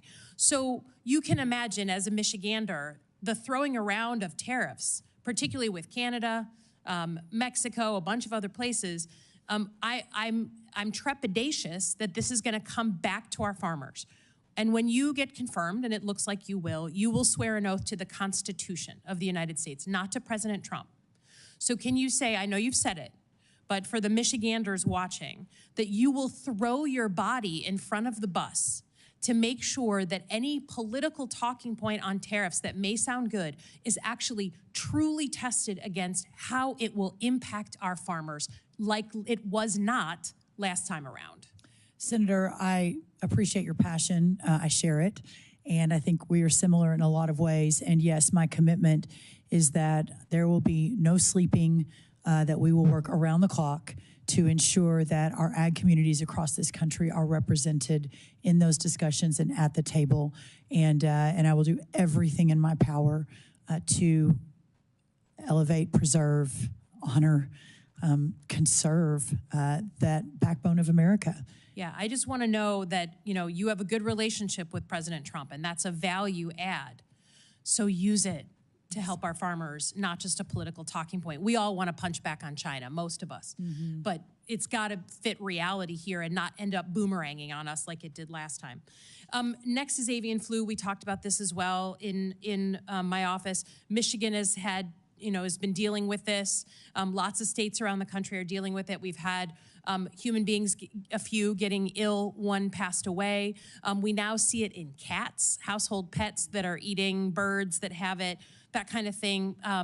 And what we've seen, I think Michigan has gotten decently high marks for handling it well because we've cooperated with the federal government, right? But there's a lot of folks around the country that are not so friendly with the federal government. You are going to be, the federal government, having to put some muscle behind some of our rules so that we don't see this spread, right? So we don't, I mean, again, we're all, right now, you cannot get a dozen eggs around Holly, Michigan, where I live, for less than $4.69 a dozen. It used to be $2. So please tell me what you're going to do in the federal government role that you're about to take to make sure that we stem the spread of avian flu, even to states and farmers who are not so friendly with the federal government. Yeah. Thank you, Senator. And I do remember our conversation. It is certainly a top priority. I know in my opening remarks, it is one of my top 4 priorities on day one, putting the right team in place to ensure that, that what you discussed and outlined is happening. I do believe that with my depth of experience with working at all levels of government, specifically at the state level. I've been working closely, I believe probably mostly Republican, maybe all Republican, but all the ag commissioners I'm already in contact with, and if confirmed, will continue to work closely with them. I think there's no doubt that the all of government approach, working with the stakeholder community, but also the state and local officials, is going to be extremely important. And to your point about food security at the top of your remarks, that remains paramount, I think, for all of us. Yeah. And then lastly, I'll just echo some of Senator Warnock's comments. We have seen in versions of the Farm Bill that were created in the past year, both in the House and the Senate, that SNAP is usually the bill payer for at least part of it. In cuts to SNAP, and then additional subsidies to some of our farmers, frankly, particularly farmers down south. I understand that that's popular. I would just ask you again to look into your heart. If the majority of poor people are children, that's not a work requirement that they can meet, right? So please just remember the children and be thoughtful about our approach on SNAP, not just, again, a political talking point. I will, Thank you. Senator, I yield back. thank you. Thank you. Senator Fisher. Thank you, Senator Bozeman, and congratulations on your gavel. Look forward to working with you and with the ranking member. Thank you. Ms. Rollins, so good to see you. I really, really appreciated you coming to the office last month and the great discussion that we had. As you know, the agricultural industry is the economic engine of Nebraska. We grow a lot of corn and beans and wheat and sugar beets and livestock. So we understand the necessity of having that strong economy for our state, that food security, how important it is for our country, and I look forward to working with you in the future on that. Thank you. You noted in your testimony that we must demand strong and steady markets for our agricultural bounty, and this is a statement that I hear consistently from our producers as well. One of those really important markets for Nebraska's agriculture is biofuels. In his day one actions, President Trump emphasized the need for our country to be energy dominant. The president has long recognized that ag producers have a role to play in producing abundant homegrown energy, and he took steps in his executive order declaring a national energy emergency so that we can continue to allow for the sale of E15 year-round. And I've long led an effort to make this policy permanent. And I look forward to working with my colleagues to deliver on that part of the president's agenda. We know that there's going to be a number of other biofuel decisions that will be made in the coming months that will have significant impacts on the biofuel market. I know you've heard from a number of my colleagues on this committee about the importance of that. Can you just speak briefly about how you view the importance of biofuel markets for our farmers? I will. And Senator, thank you. Love being in your office and meeting Fred Fisher, and really look forward to hopefully having more conversations in your office and in your home state of Nebraska, which is one of the shining stars of our country. In the last few months, since the announcement was made that I was going to be, hopefully if confirmed, joining this administration and the cabinet as the head of USDA, I have had multiples of conversations with many of you on the committee and outside the committee. Your governor flew to Texas to give me a couple of hours of his time to make sure I understood specifically within your state, but frankly, how this affects so much of the Midwest and in our corn states. My commitment is to defend and protect and fight for all of American agriculture. Clearly, in the last administration, this issue was under the National Economic Council, Larry Kudlow, so I didn't manage it under the Domestic Policy Council, but I was certainly in a lot of the meetings, which there were a lot of meetings, President Trump would tell you, in the Oval Office about this. His executive order in the last few days mentioning biofuels as part of his all of the above strategy to reclaim energy dominance across the world, right. is important. President Trump was very generous with his time and his previous time in the Oval Office, and he's correct. We had a lot of meetings in the Oval Office. So I think know he said 27. Truly, and he would like to get this issue settled as well. I thought maybe we would last in the CR, but we'll continue to push for that. What we've seen over the last 4 years, and what I've heard, has been a lot of disappointment from Nebraskans about the lack of any kind of trade agenda from the Biden administration. In fact, for the first time in decades, we've had an agricultural trade deficit. And as you said earlier, it's projected to hit a record-breaking $45 billion. I understand there can be a variety of factors that impact a trade deficit, but I am concerned that part of this stems from there being really any kind of clear agricultural trade agenda from the last administration. We cannot see that happen again. Can you talk about how you would both hold our current trading partners accountable and the role that you will, or that you would want to see USDA play in developing these new export markets? Yes, Senator, and that $45 billion, what's remarkable about that is 42% of that is just in the last year. Yes. So the wheels are falling off, and it is very, very important that the wheels get put back on as soon as possible. I think for those that know me for a long time, but even Senator, you and I have just gotten to know each other in the recent months, know that I am a relentless cheerleader for whatever it is that I have been called to do.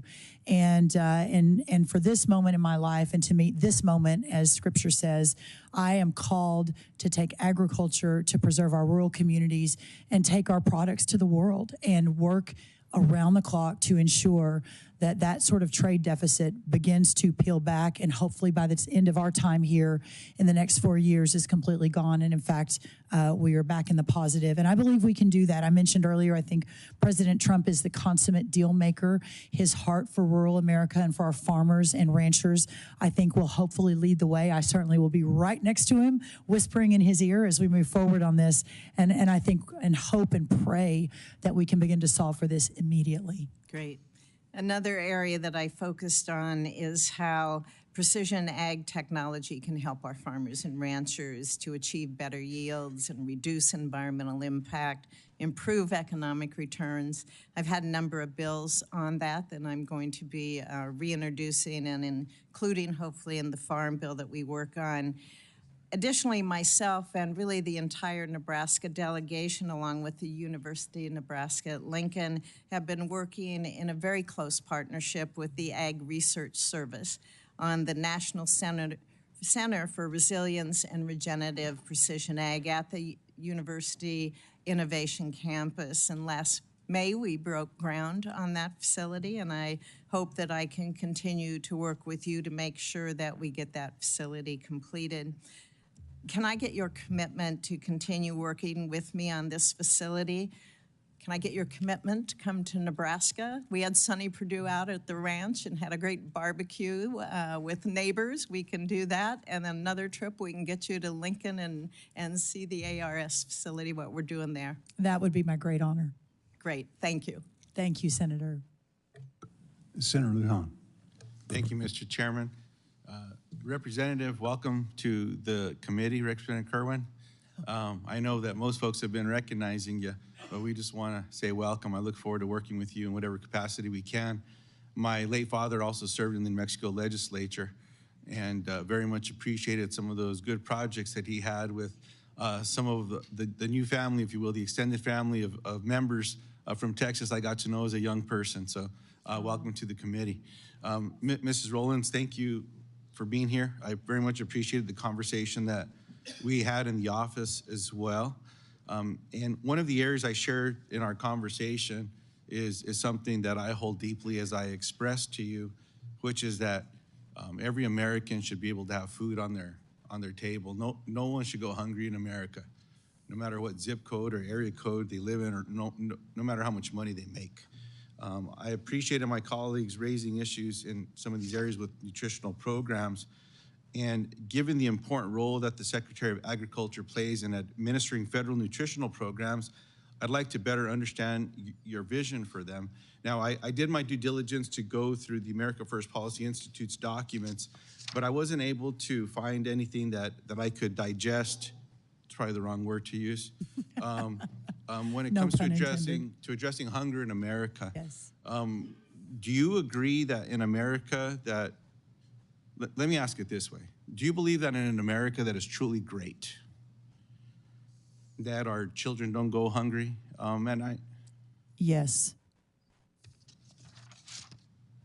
Updates to the Thrifty Food Plan in 2000 and 2021, a program that you'd have a lot of say over, lifted about 2.4 million SNAP participants, including 1 million children, out of poverty.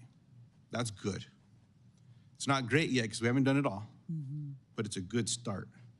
Now, Ms. Rollins, yes or no, will you commit to opposing any cuts to SNAP that would prevent Americans, including millions of children, from putting food on their table?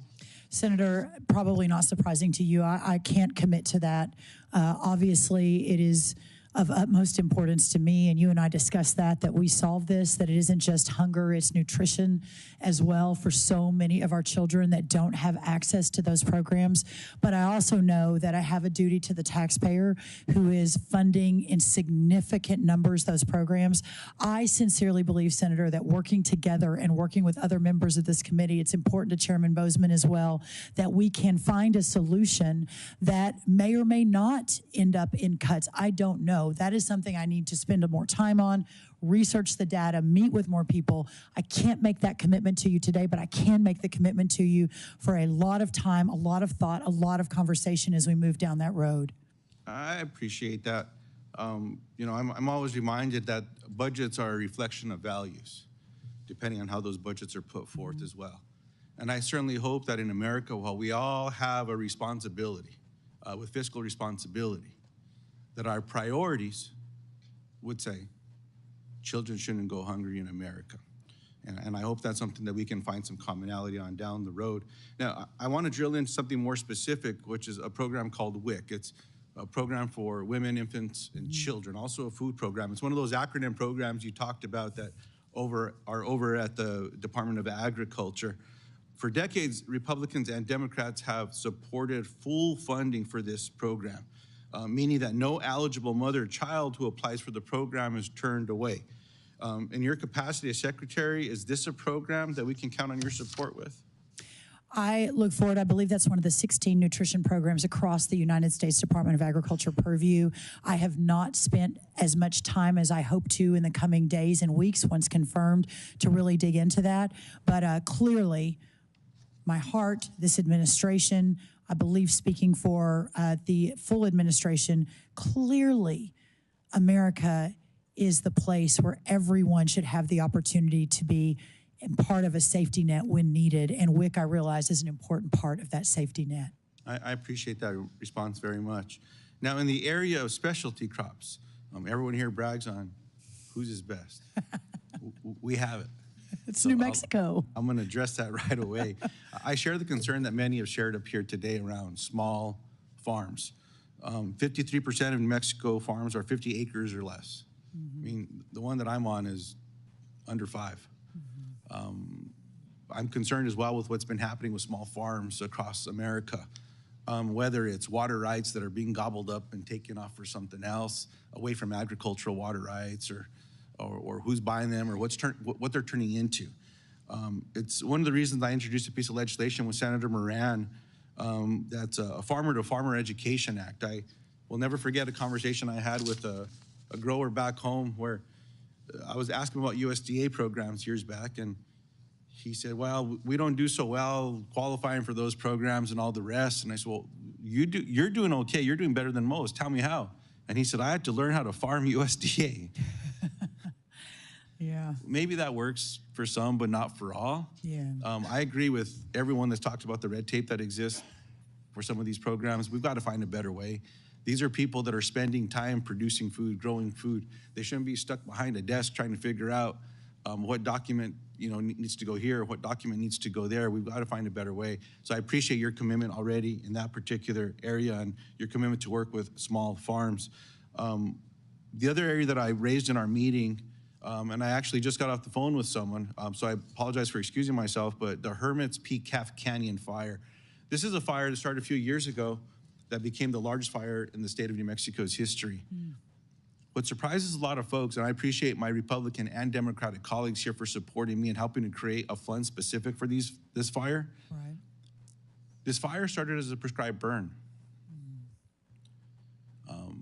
My brother actually called in to try to burn our ditches and some things around our house. And you have to call the local fire department, is the way our permit works. And you call them up and you say, can I burn today? And they'll tell you, nope, no burning today. He got a no burn the day that they started this prescribed burn. Got out of control. So then I got told by folks around USDA, well, very few percentage of our fires, prescribed fires, turn into big burns. About 2 months later, guess what happened in New Mexico? Yeah. We had another one. It's And then there was an investigation. And then that investigation showed that rather than using the infrared technology that we've all helped fund, some folks put their hands on the deal. And it didn't feel warm. And they walked away. And the winds kicked up. And we know what happens when a little coal gets a little bit of a breeze. Sometimes we do it ourselves, give it a little breath.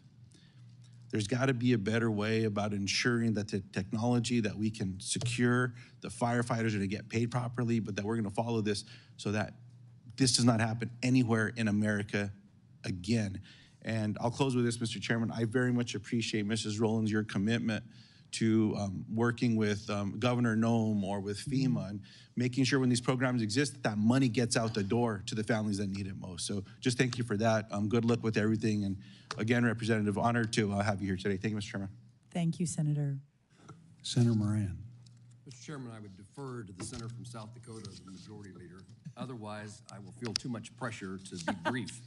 Well, they told me that the majority leader was here, and it is customary that he goes, but he was trying to be show his servant leadership and let you go. Well, I was trying to do the same thing, and I defer and yield to the senator from South Dakota. Okay, Senator Thune, and I think it's a real tribute. Senator Thune right now is a busy person, yes, trying to get the railroad going here and doing a lot of different things, but it just shows how important agriculture is, not only to him, but to his state. Yeah, Moran's just trying to get one up on me here, you know that. But thank you, Mr. Chairman, and thank you, Ms. Rollins, for willingness to serve. This issue is incredibly important, as you already know, to the folks on this committee. It's a #1 industry in our state of South Dakota. And so we know you're going to be great in this job and look forward to moving you along and getting you confirmed and off to work. There are several things that need to be worked on. We have a record trade deficit in agriculture, which we've never seen that before. It's been one area of our economy that we've always had trade surpluses. The emergency relief program has not worked well. There have been a lot of glitches that need to be smoothed out. We want you to jump on that one as well. And I would say among the issues that I want to touch on quickly, and you've been here forever, and we want to, so I'll try and keep this brief so my colleague from Kansas can ask questions. But I want to touch on a couple of things that are really important in my home state. As you know, I've been a longtime supporter of mandatory country of origin labeling for beef products. And I would just say that South Dakota cattle producers work really, really hard and tirelessly to produce some of the highest quality beef in the world. The system in which producers operate needs to be fair and transparent, which is, I think it's critical that we take the steps to pass legislation tasking USDA and USTR to find a path forward on mandatory country of origin labeling. So if confirmed, will you commit to working closely with my office as well as with the U.S. Trade Rep to ensure a WTO compliant path forward for mandatory country of origin labeling? Yes, sir. I look forward to that, and hopefully I can be a value add and a consensus-driven approach to that. And I really appreciate your leadership and passion for this. Thank you. Appreciate that very much. We'll look forward to that. As you know, the Black Hills is an important timber producer, and timber processors and communities depend upon the Forest Service for nearly 80% of their raw material. And in turn, the Forest Service depends on the capacity of the processors to care for and manage the forest. And I know this has been touched on already, but I want to talk specifically about the Black Hills. Since 2019, the timber sale program on the Black Hills Forest has been cut drastically. In fact, sales announced for this fiscal year are approximately 25% of what is allowed for in the current forest plan. In 2021, one of the 3 primary sawmills in the Black Hills closed, citing a lack of U.S. Forest Service timber sales as the primary factor. And today, the remaining sawmills are operating at 50%, incurring financial losses and trucking in material from other states. This is not sustainable. The Biden administration policies have decimated the timber industry, forest products industry in the Black Hills of South Dakota, and it's not sustainable for companies, communities, or frankly, for that matter, for the National Forest. We have got to manage our forest in a way that reduces the wildfire risk that exists out there. We're starting to see evidence of another pine beetle epidemic in the Black Hills. And so I guess my question is, if confirmed, will you commit to work with us quickly and the entire delegation of the Black Hills National Forest footprint and the forest products industry to understand the issues at hand and to give much needed attention and priority and hopefully relief to what is a very dire situation in the Black Hills National Forest? Yes, sir. I've become acutely aware that not just in your home state, but in multiples of home states, this industry is just being decimated by current policies.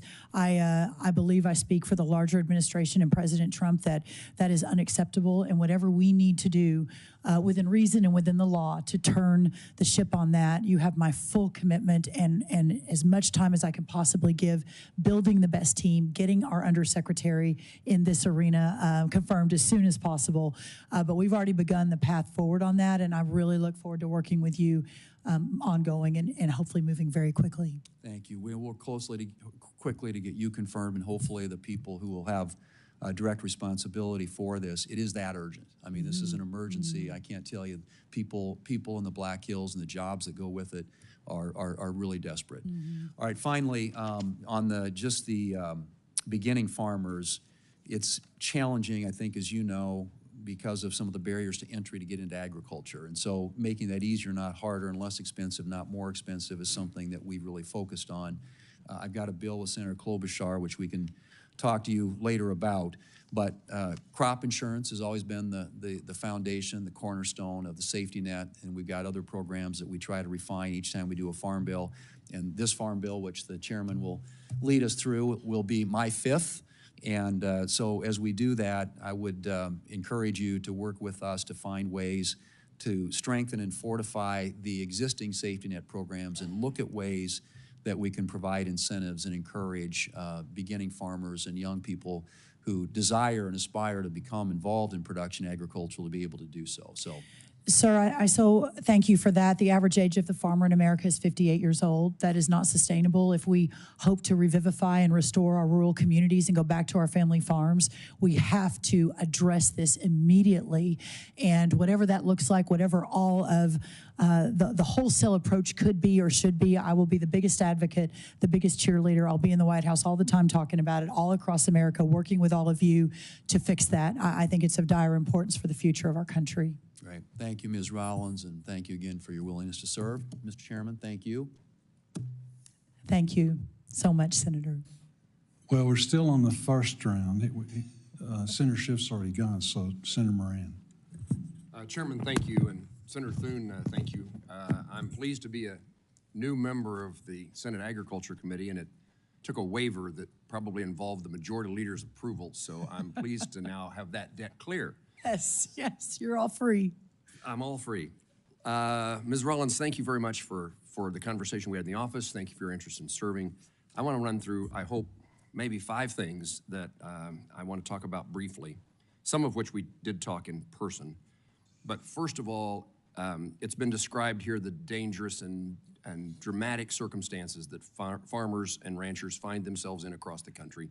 It's certainly true in Kansas. We have the same difficulties that everybody else has across the country with high input costs and low commodity prices. But I would add that almost 80% of the counties in Kansas are in a drought circumstance. And so you add to the problems that we can't grow a crop is dramatic. This is the least amount of wheat harvested in Kansas since 1961.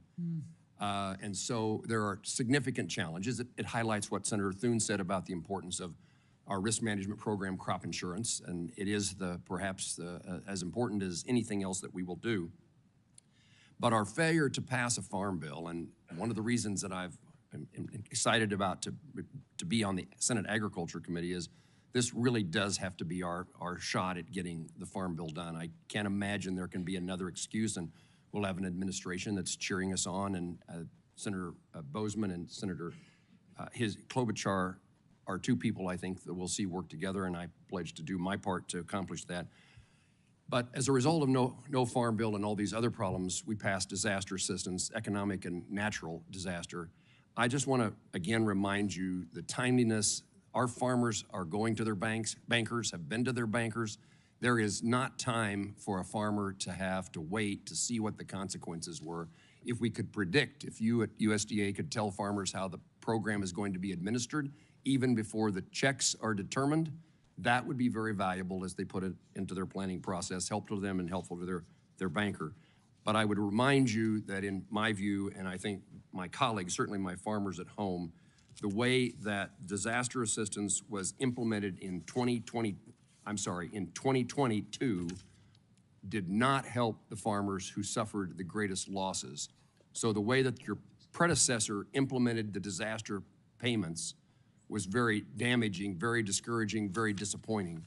And we would ask you to do so to implement as the payments were determined in the 2018-2019 crop years.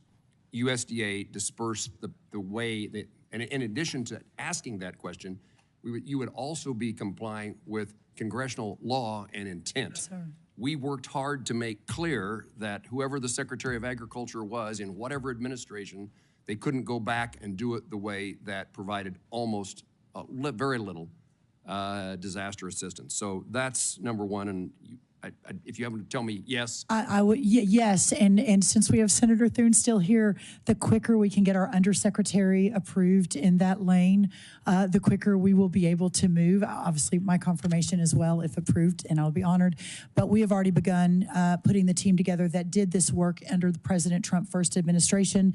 Hopefully, my thought was that we won't have to reinvent the wheel. We can immediately begin moving. So that is my commitment, and again, I'll work all hours to ensure that that happens. Thank you for that answer. I also want to again highlight a few words that I mentioned in our conversation in the office.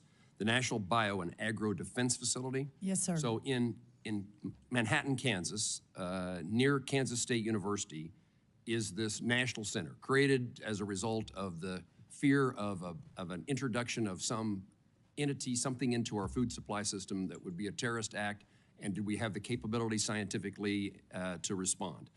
And that facility is a $1.5 billion facility. It employs 400 people, and it has greater potential than what has been developed between the Department of Homeland Security and the Department of Agriculture. And it has been transferred to USDA. It's your responsibility. And I would like if you could give me a point person now or a few days from now in which could become my point person on the National Bio-Agro-Science Facility. Yes, sir. I can't do it right at this moment, but I will absolutely get that to you as soon as I have the ability to do that. I don't know if I have to wait to be confirmed. If I don't, you will get that right away. If I do, hopefully that will come upon confirmation very soon. It seems to me that we should be working for your fast confirmation. That seems like a really good idea. Talked about. Let me highlight NIFA and ERS. So the Trump administration in the past decided that they wanted to help put departments, agencies, federal employees across the country, not totally centered here in Washington, D.C., the nation's capital. And NIFA and ERS agencies were moved to Kansas City. And there is, I think what happened is in the circumstances here in Washington, D.C., there were 650 or 700 employees. I'm told that there are 400 employees now in Kansas City, but I'm also, at least by press reports, only 20% of the people are actually working in the office. So if we want to have the kind of consequence in reviving rural America, other places in the country, this is certainly a Kansas issue, but it's a Kansas, Missouri, Nebraska, Iowa, where sometimes our farm kids can't get a job back on the farm, can't return to the family farm, but they want to work in agriculture, or it's a spouse of somebody who's on the farm. And having those agencies and their employees in places like Kansas and Missouri and Iowa and Nebraska creates opportunities that would not otherwise exist. And so, in my view, the purpose of the move was defeated in the reality of telling people, well, you stay in DC and work from home. And that fits in with what a conversation that a number of us had about actually getting USDA and other federal employees back in the office. I 100% agree with you. I am extremely excited to get our workforce back into the office, whether it's here in Washington or out across the country. I think that in the business that we are in at USDA, a customer business, and being available for our customers, whether that is up in Senator Welch's Vermont or my Texas or wherever it is, your Kansas, that we have people in the office. So that will be a very big priority of mine. Thank you. I'm involved in SAF, Renewable Aviation Fuel. We have introduced legislation, Farm to Fly. It has been made a part of the draft of both the House and Senate farm bills. And I would just ask your awareness that there is an opportunity for agriculture across the country as we begin to fuel the aviation industry. And Kansas, the air capital of the world, along with an agricultural center, has a great potential. But this is a potential for all farmers as we talk about how to make sure if we've lost a market due to a tariff or as they struggle, we need every market we can get. And this is, it also requires a good definition from 45Z in the Treasury Department, which you've said you will advocate for. Finally, we have an ARS center, a research center in Manhattan, Kansas. The University of Kansas State University has a tremendous amount of agricultural research, and we would like to see cooperation between the two, including potentially the co-location of their work. The facilities for ARS are nothing that they should be. There's a lot of work that needs to be done, and there's a number of us including the chairman of the committee, who are members of the Appropriations Committee for the Department of Agriculture, and we want to help you get better facilities, and I would just like to highlight the need for cooperation. If we're going to build a better or expand a facility, can we do it in conjunction with the local university and get the bigger bang for the buck? I encourage that discussion. Obviously, as a a proud agriculture degree from Texas A&M, and I'm still very close with the leadership there. In fact, our vice chancellor was hoping to be here today, but ended up having to give a speech to some livestock producers. I really look forward. My heart is with a lot of these universities, with all of our land grants across the country. That was a very fine answer. I like the response, except there was something you should have said about the importance of other land grant universities. For example, Kansas State. For example, Kansas State, Senator. Yes. No, I appreciate that, and I'm excited to continue that work with you. And let me tell Mrs. Kerwin, thank you for raising a great daughter. Oh, thank you, sir. So, Senator Schiff, 5 minutes. We're going to do 5-minute rounds now. Thank you, Mr. Chairman. Ms. Rollins, right now, farm workers in Ventura County are picking strawberries in a brown haze, smoke from the fires. It's a surreal scene to look at images of working in those conditions.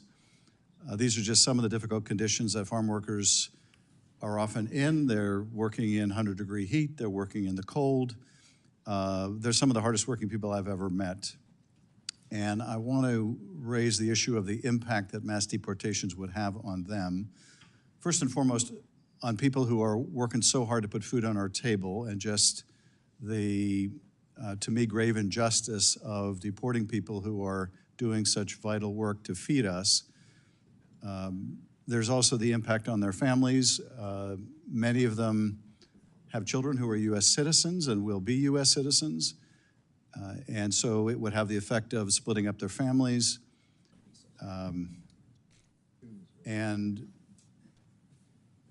even if we set that aside, which we shouldn't, it's estimated that perhaps half of California's farm workforce is undocumented. So my question is, how are you supposed to farm? How are farmers in California supposed to survive if there are truly mass deportations in which half of the workforce is sent out of the country? Americans don't want to do that work. It's frankly just too backbreaking. So who's going to work the farms? Senator, I know we talked about this in your office and had a productive, perhaps agreed to disagree, but still productive conversation, and I so appreciate that. We've talked about this within this committee in the last 3 or 4 hours as well. President Trump ran and was overwhelmingly elected on the priority of border security and mass deportation. He is, and his team are, I'm assuming, currently putting in place the plans to begin that process, of course, first with those who have committed criminal offenses once they have been here. The American people have asked for a secure border and a system where they do not have to be concerned with the millions and millions that crossed here illegally and brought a lot of strife and unsafe communities to America. And I know this is not the committee where we discuss this, and I know you probably, the last thing you want to do is get into a debate right now over it, because I sure don't want to. But let me answer your question. I will work around the clock with our new labor secretary, if she's confirmed, Lori Chavez DeRimmer. There is obviously, I think everyone would agree, H-2A important changes that need to be made to recognize within the agriculture community the importance of a strong labor force. Well, I still want to get back to my question, though. If they're gone, who's going to do that work? Well, sir, we don't know, first of all, whether who they are, right? I mean, we all throw numbers around like 40%, 50%, 60%. The answer is we just don't know. And as these processes and programs are being implemented under this new administration with the full support of the majority of Americans, I think that we as the leaders in agriculture, myself as the leader at USDA, you on this committee along with others on the committee, that we will work together to understand and hopefully solve for some of these problems. The dairy cattle have to be milked, but if we've got a mass deportation program underway, then there's a lot of work that we need to do through the Labor Department with Lori Chavez DeRimmer, who's also an ag person, and working with Congress to solve for a lot of this through our current programs, our current labor programs that are already on the books. Well, let me ask one other related question on this topic, and that is, if we deport a large percentage of our farm workforce, farm labor is going to be scarce. Isn't that inevitably going to push up food prices? And if so, isn't that in sharp contrast with what the president said he wanted to do to bring down egg prices and food prices and everything else? I think, well, first of all, we're speaking in hypotheticals, but certainly these are hypotheticals we do need to be thinking through, and I think it's a very fair point. The president has made food inflation and the cost of food one of his top priorities.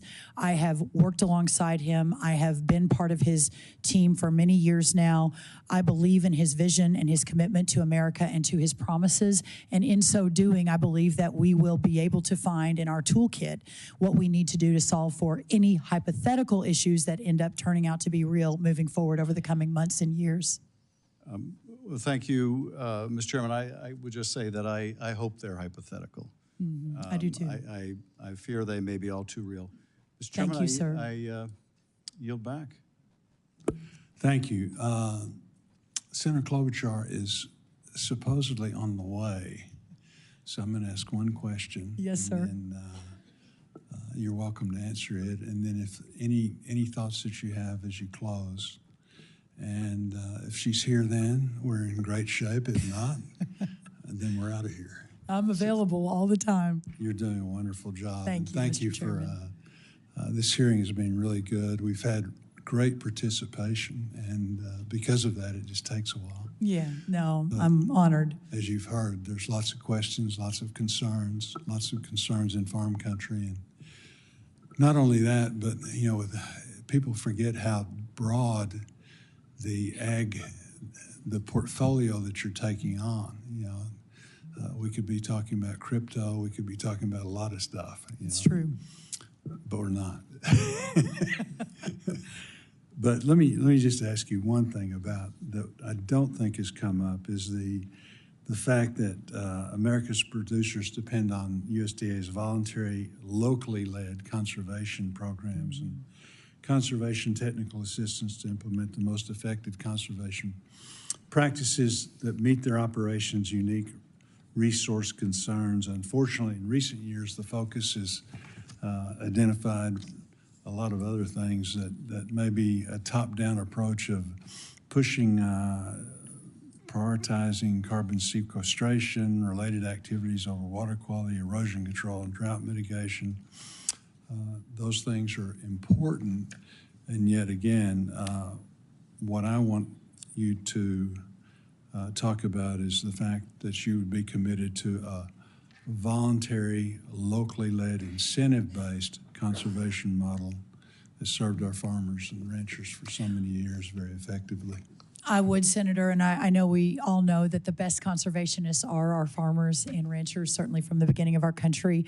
One thing I don't think I've talked about with anyone on the committee is that my family on our farm in Minnesota, a piece of the land, actually participated in one of those voluntary conservation programs. So we actually have firsthand knowledge of what that looked like and how to do it, and believe certainly in how important and valuable it can be. So yes, sir, I look forward to, other than my personal experience, that my sister Ann really led it, so I can't pretend to know much, but I was very grateful for her and our family that I don't know as much about it as I need to, and I look forward to learning more. But yes, you have my commitment that clearly that's an important piece of all of the work. Have you got any closing comments or?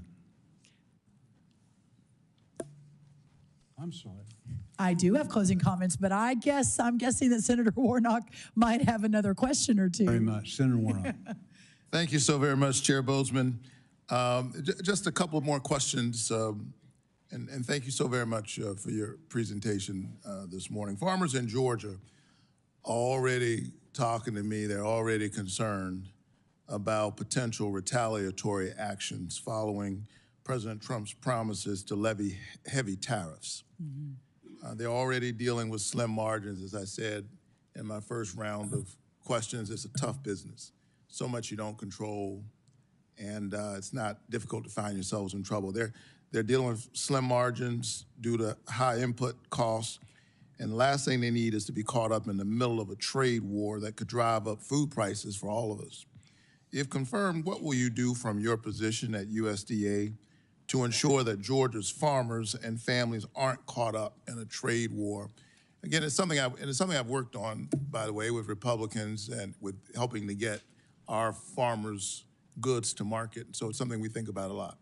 Senator Warnock, when I was in your office, I believe last month, we talked about your commitment to your farmers and what a priority this was to you. Georgia is a very important agriculture state. So, you know, you're obviously pastoring a church and in the United States Senate, but I was impressed at your commitment to your ag community in your state and look forward to continuing to work with you. It's very clear that the coming tariffs, and I think there's no doubt that President Trump has been very transparent that he believes this is an extremely important tool in his toolkit to put America first, to revive the economy, to get us back to a place where he believes we need to be. And I agree with him and hope to help him execute that vision. But it also shouldn't be surprising that his heart and his commitment to our farmers and our agriculture community was certainly clear in the last administration. The number one answer from my perspective is working around the clock to expand market access and working on new trade deals and getting new partners from around the world. I have an undersecretary already named, hopefully get him confirmed, maybe committed and confirmed, Chairman Bozeman, but to get to him confirmed very, very quickly so we can begin to build those teams. The president is a consummate deal maker, and I feel very confident we'll be able to expand those markets, begin to peel back the trade deficit, and get back to trade surpluses, which I know we're used to. But immediately moving into the distribution of disaster relief, economic relief, the new farm bill that's coming out. I've already announced the undersecretary and put the team in place to be able to deploy that. Let me press on, just so I have all of the time. I agree with you that access to farm markets is critical. And in Georgia, we've got a lot of sectors that are relying on strong export markets, timber, poultry, pecans. Are you concerned that isolationist trade practices may harm our farmers' ability to access these foreign markets? I have full confidence in President Trump's ability to lead us on this, and hopefully he and many of you have confidence in my ability to help from the ag perspective. All right. I look forward to continuing to engage you on this if you're confirmed. Absolutely. USDA has a long documented and unfortunate history of racial discrimination, even recent history. I was proud to have secured funding in the Inflation Reduction Act to provide financial assistance to farmers who had previously experienced discrimination at the hands of their USDA farm lending programs. This was a meaningful step in rebuilding trust. However, USDA still has a lot of work to do, and this will only be more difficult following the new administration's executive order aimed at rolling back all of this progress. I was proud Congress passed my legislation in 2021 to require USDA to create an equity commission. And the commission's final report provides an excellent roadmap for continuing this work.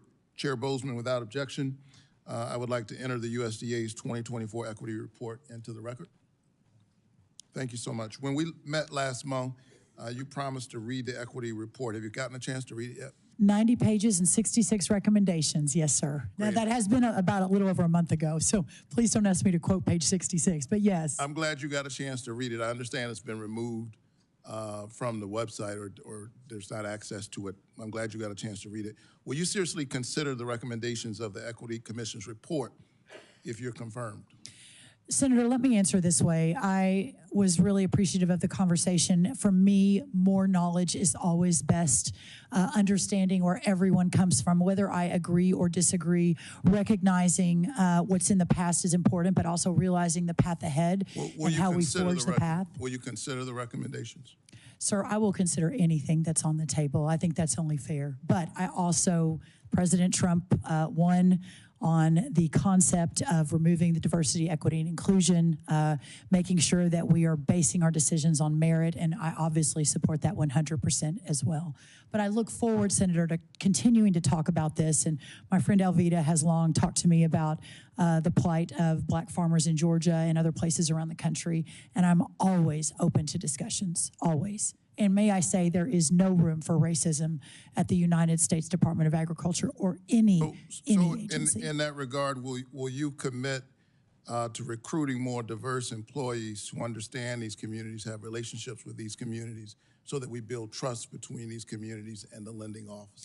Sir, my commitment is to recruit the best workforce in the history of the United States Department of Agriculture, period, full stop. I believe that will include many members of all different corners of our country. Do you think a diverse workforce and a high-quality workforce are somehow oppositional objectives? I think always hiring based on who is the best person for the job, who is going to do the most excellent service, who is best equipped to execute on all of the promises is the promise of America. But I also believe, to your point, and have long held, that ensuring that we give all people a chance to succeed and to thrive and for equal opportunity is a bedrock foundational principle of America. On that, you and I agree. Thank you so very much. Thank you, Senator. Senator Klobuchar. Thank you very much, Senator Bozeman, and I'm hoping these will be your last 3 questions. Your family looks like they might want a break for lunch, but they've been very good back there. I just want you to know that. How have the teenagers been? Yeah, they're good. Just I haven't been able to look at them, so they haven't gotten any looks from me, so hopefully they've been good. According to recent reports, House Republicans are already eyeing nearly $300 billion in cuts to the SNAP program, roughly 30% cut. Now, that's just reports. So, and I think you've heard from some of my colleagues about how this is such an issue in rural America.